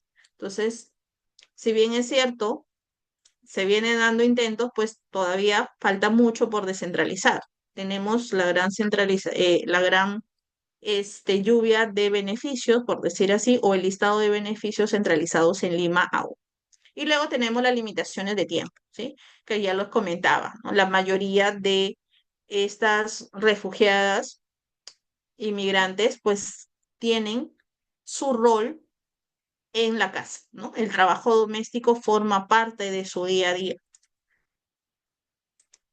y lo tienen que compartir con sus objetivos de poder emprender o poder acceder a un puesto de trabajo. Es una realidad en algunas empresas que tienen la contratación, ¿no? De estas trabajadoras migrantes que ¿no? Suman en su récord laboral inasistencias. Porque a diferencia de los que nos encontramos en nuestro país, pues que quizás si tenemos alguna emergencia, el menor hijo se puede permitir, ¿no? Dejarlo con algún familiar o llamar a la mamá o al papá, pues las trabajadoras que presentan estos ausentismos en su jornada laboral se debe a que no tienen a nadie más, ¿sí? No tienen con quién dejar o no. Y además, esta apertura de los vecinos o de las personas, pues no siempre se da. No es que ninguno acepte, ¿no? Hay muchos peruanos que dan las facilidades y brindan las oportunidades para todos los ciudadanos, en especial a los venezolanos, que son los que tienen mayor porcentaje en Perú, pero esto no se da en todos los escenarios. Como les comentaba, cuando hablábamos del tema de asesoría, les decía que en Perú tenemos una bolsa de trabajo que la lidera el Ministerio de Trabajo y Promoción del Empleo. Esta bolsa de trabajo también busca darle facilidades a aquellos ciudadanos extranjeros. Y aquí he podido recabar en el primer semestre del 2024 cuántos ciudadanos fueron atendidos y beneficiados con esta bolsa de trabajo, ¿no? ¿En qué consiste? La bolsa de trabajo, un profesional de la bolsa de trabajo se entrevista, verifica el CV o la hoja de vida, es más, ayuda a realizarla y cruza con la información de requerimiento personal o la oferta de trabajo para poder evaluar si el extranjero es candidato para ese puesto de trabajo, ¿no? Si ustedes verifican aquí, extranjeros, la oferta que se dio en Lima Metropolitana fue de 2.476 ofertas de trabajo. Los colocados fueron 83 y a nivel de regiones se pudieron detectar que participaron extranjeros en 882 propuestos de trabajo, ofertas de trabajo, y los colocados fueron 20. Si bien es cierto, es menor que los nacionales, pero por lo menos ya tenemos aquí esta participación que suma, ¿no? A los esfuerzos en lograr que los extranjeros, los migrantes, puedan integrarse al mercado laboral formal. Adicional, quería compartir ya el desglose, ¿no? De los beneficiados por la bolsa de trabajo según país. Como podemos verificar, Venezuela, 2.799 ofertas, colocados 97, el porcentaje sigue siendo mínimo, ¿no? pero igual ya se está logrando colocar al personal migrante. Colombia, 126.2, Argentina, Chile, Cuba, y así podemos verificar las demás nacionalidades. Entonces, es un claro ejemplo que se están realizando esfuerzos. Podemos quizá observar que no es el suficiente, pero se están sumando los esfuerzos. Cuando les comentaba que Perú, en temas de acceso a prestaciones de salud, había puesto a disposición de las personas extranjeras, ¿no? De los migrantes, un beneficio para poder lograr o tener una prestación de salud, hacía referencia a la ley del SIS, ¿no? Esta ley amplía el ámbito de aplicación del SIS y permite que aquellas personas extranjeras no residentes diagnosticadas con tuberculosis o virus de insuficiencia humana, es decir, VIH, puedan tener atención médica, ¿no? Al ser una población vulnerable que carece de acceso a estos servicios. De tal manera, pues, que tiene esta facilidad para poder tener la prestación de salud totalmente gratuita, ¿sí? Permite de manera excepcional que se pueda el refugiado o el migrante verse beneficiado por todo lo que implica el tratamiento en estos dos temas, no tanto en tuberculosis como VIH. Otro esfuerzo para poder garantizar prestaciones de salud lo encontramos en las campañas de vacunación, ¿sí? Que también son gratuitas, y se suman campañas de sensibilización o concientización, ¿sí? Aquí algunas que quería mencionar y compartir con ustedes. La campaña denominada En Salud nos cuidamos entre todos y todos, por la Organización de Perú, promueve la prevención de enfermedades de vacunación y acceso a servicios de salud para migrantes y comunidades de acogida de 12 regiones. Tiene un enfoque en el autocuidado. Luego tenemos la atención de salud gratuita también. Más de 7.654 migrantes recibieron atención médica en tuberculosis, salud mental y COVID-19. ¿No? También sobre el tema de salud mental veremos algunas cifras más adelante, sobre todo respecto a riesgo psicosocial de violencia. Luego también tenemos el proyecto del EPC COICA para mejorar el acceso a la salud de migrantes. ¿Sí? Se invirtieron 3.4 millones de dólares para mejorar la inclusión social y evitar los temas de xenofobia, estigma e incluso discriminación, ¿no? Buscando en todo momento la igualdad. Adicional, cuando hablamos de acceso a prestaciones de salud, también podemos comentar sobre el proyecto Respuesta Humanitaria ante la COVID-19 en Salud, Higiene y Protección para Refugiados y Migrantes. ¿Sí? ¿Cuáles fueron los logros de este proyecto? Se fortalecieron instituciones de salud, se beneficiaron 60 establecimientos de salud en 12 regiones, la donación de más de 33.000 insumos médicos y equipos biomédicos para diagnóstico y tratamiento, ¿no? De tal manera que no solo los beneficiados sean los ciudadanos nacionales, sino también los migrantes. Y ya para culminar, en temas de prevención de riesgos laborales, quería comentar con ustedes 4 puntos. Primero, el acceso a la salud como factor clave para la empleabilidad es necesario, ¿sí? Un trabajador que tiene garantizado una prestación de salud, pues va a poder desempeñar mejor sus funciones. También tiene un impacto directo en la reducción de riesgos laborales y mejoramiento de su productividad, porque finalmente lo que se está logrando es prevenir que este trabajador migrante sufra alguna enfermedad profesional.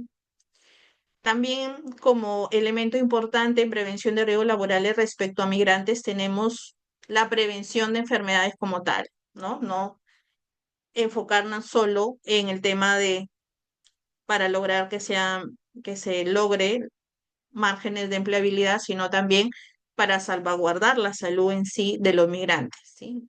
En efecto, como les decía, los migrantes que vienen padeciendo enfermedad profesional o que se exponen a estas enfermedades profesionales están en los sectores de construcción, manufactura y servicios, sectores de alto riesgo. Otro elemento importante es la salud mental. A nivel nacional, ya tenemos recién un informe, ¿no? Sobre algunos, no todos, ¿no? Sobre algunos trabajadores a nivel nacional que tuvo como resultados que muchos de los trabajadores en Perú se exponían a largas jornadas, a no tener clara la definición del rol en su puesto de trabajo, a la falta de compañerismo. Bueno, aquí también podemos encontrar algún reconocimiento de trabajadores migrantes que también se ven afectados por estas situaciones. Y a ello se le suma, como ya hemos comentado, la xenofobia, el estrés que puede implicar en la estigmatización que se tiene de ellos y que afecta efectivamente en su rendimiento y bienestar. Finalmente, ¿no? Comentarles aquí algunas cifras. De acuerdo a las cifras que establece nuestro Ministerio de Población Vulnerable, Ministerio de la Mujer y Población Vulnerable, podemos aquí mencionar que vamos a encontrar trabajadoras extranjeras, ¿sí? Migrantes, que sufren el 0.3 de violencia económica, 32.3 casos de violencia psicológica, 44.1 de violencia física y 23.3 de violencia sexual. ¿Sí? Estas son las cifras que nos arroja. Desde el año 2019 al 2023 se han atendido 11.509 casos de personas extranjeras que padecen algún tipo de estas violencias que hemos comentado.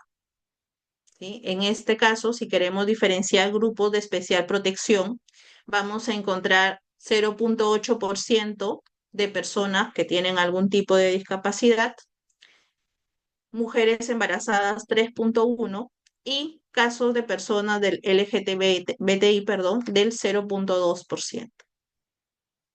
Como ustedes pueden visualizar, entonces, las mujeres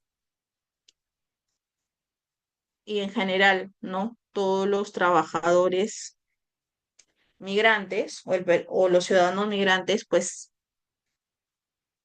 en estos porcentajes alarmantes, sobre todo en el 44.1 de violencia física, pues ha estado expuesto a este riesgo. Y luego, una atención especial a la violencia sexual. De acuerdo a las cifras, vamos a reconocer que el 1.8% de casos de personas que han sufrido violencia sexual corresponde a nacionalidad extranjera. En este supuesto, pues queda claro, como dice aquí las características de los casos, que el 98.2% de casos se encuentran la presunta persona agresora es hombre, ¿no? Hay una violencia de género marcado. El 14.5 casos que se presentaron se asocian a consumo de alcohol y drogas. Y el 49.2 tiene un nivel de riesgo severo. Entonces, como hemos podido verificar, también aquí tenemos un riesgo al que se vienen exponiendo los migrantes. A nivel ya de el tema de explotación sexual, tenemos algunas cifras. De enero a diciembre del año pasado, 42 casos fueron atendidos a nivel nacional sobre este tema. ¿Sí? ¿Qué conclusiones llegamos? Tenemos que las personas extranjeras que han sido expuestas a explotación sexual son 11.9%, 5 casos. Pareciera poco, pero recordemos que igual estos son aquellos que llegan a denunciar, ¿no? Se concreta la denuncia. No siempre se concreta la denuncia, ¿no? En este informe que les comentaba sobre mujeres refugiadas, inmigrantes venezolanas, pues muchas de ellas cuando se entrevistan indican que no se animan a acudir a la comisaría, ¿no? Porque muchas veces no los toman en serio, no les hacen caso, les piden documentos si no tienen, su documentación está vencida o cualquier situación que no permite formalizar. Además de otras situaciones ya propio del núcleo, ¿no? Que la persona que tiene es la única que le da el sustento económico y es la que la persona, el varón generalmente es el que le da el sustento para poder enviar a su familia en su país. Entonces, son situaciones que si todos se denunciaran, pues este porcentaje del 11.9% se incrementaría. Como una de las conclusiones que aparece en el informe y que quería comentarles es que las mujeres refugiadas y migrantes en Perú están expuestas, lamentablemente, de manera desproporcionada a muchas vulnerabilidades. Violencia, acoso sexual, xenofobia, falta de oportunidades para acceder al empleo formal, la división desigual de tareas de cuidado no remuneradas en el ámbito doméstico son algunas de ellas. ¿Sí? Como país se han sumado esfuerzos, se está logrando poder darles estas facilidades como la bolsa de trabajo, capacitarlas, darles la información correspondiente y necesaria para el emprendimiento, pero todavía no logramos llegar a porcentajes favorables para todas, ¿no? No logramos beneficiar a todas. Y hasta aquí es la presentación que había preparado para ustedes. No sé si tienen alguna duda, alguna consulta. Muchas gracias por su atención y que tengan una excelente tarde. Muchas gracias, doctora Mirela. Felicitaciones por su presentación y gracias por compartir tan detallada revisión. Por favor, alguno de los asistentes que quisiera hacer alguna pregunta.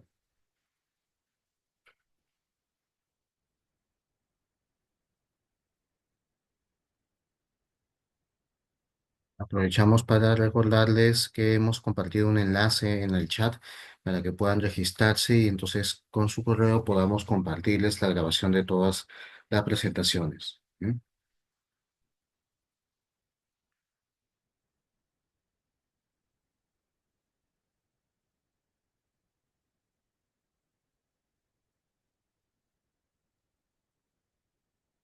Y ha levantado la mano la doctora Diana. Por favor, doctora.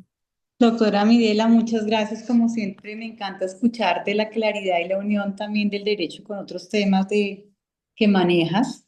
Ya terminando y las reflexiones que tenemos problemas comunes entre los países de Iberoamérica y estas redes son muy importantes para poder hacer esfuerzos no solamente en investigación, sino compartir qué ha funcionado en un país en otro para poder hacer intervenciones y proteger a esta población migrante. Entonces, felicitaciones y muchas gracias por tu excelente presentación. Gracias también a todos, doctor Norville, gracias. Muchas gracias. Muchas gracias, doctora.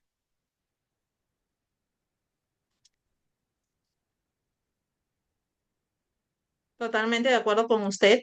Tenemos que unir esfuerzos para lograr que los beneficios se den en todos los países de Latinoamérica. Muchas gracias.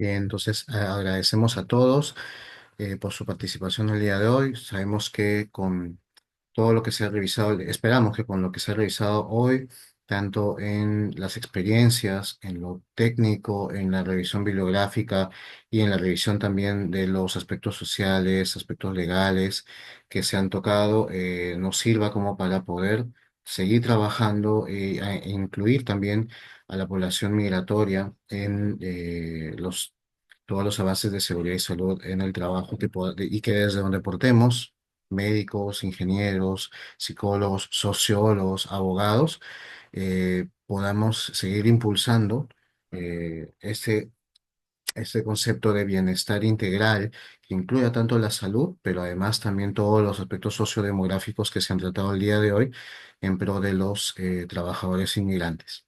¿Mm?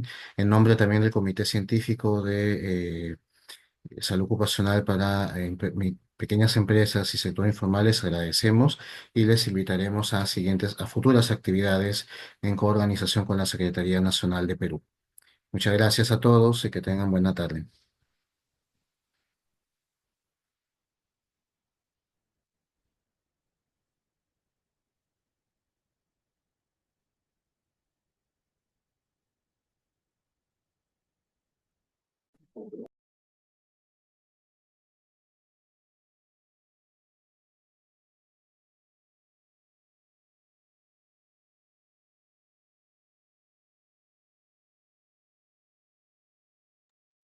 Estamos dejando un correo para que quienes no habían podido registrarse en el formato que les enviamos puedan enviarme un correo y nosotros podamos compartirles la información a través de correo. ¿Bien? Muchas gracias a todos.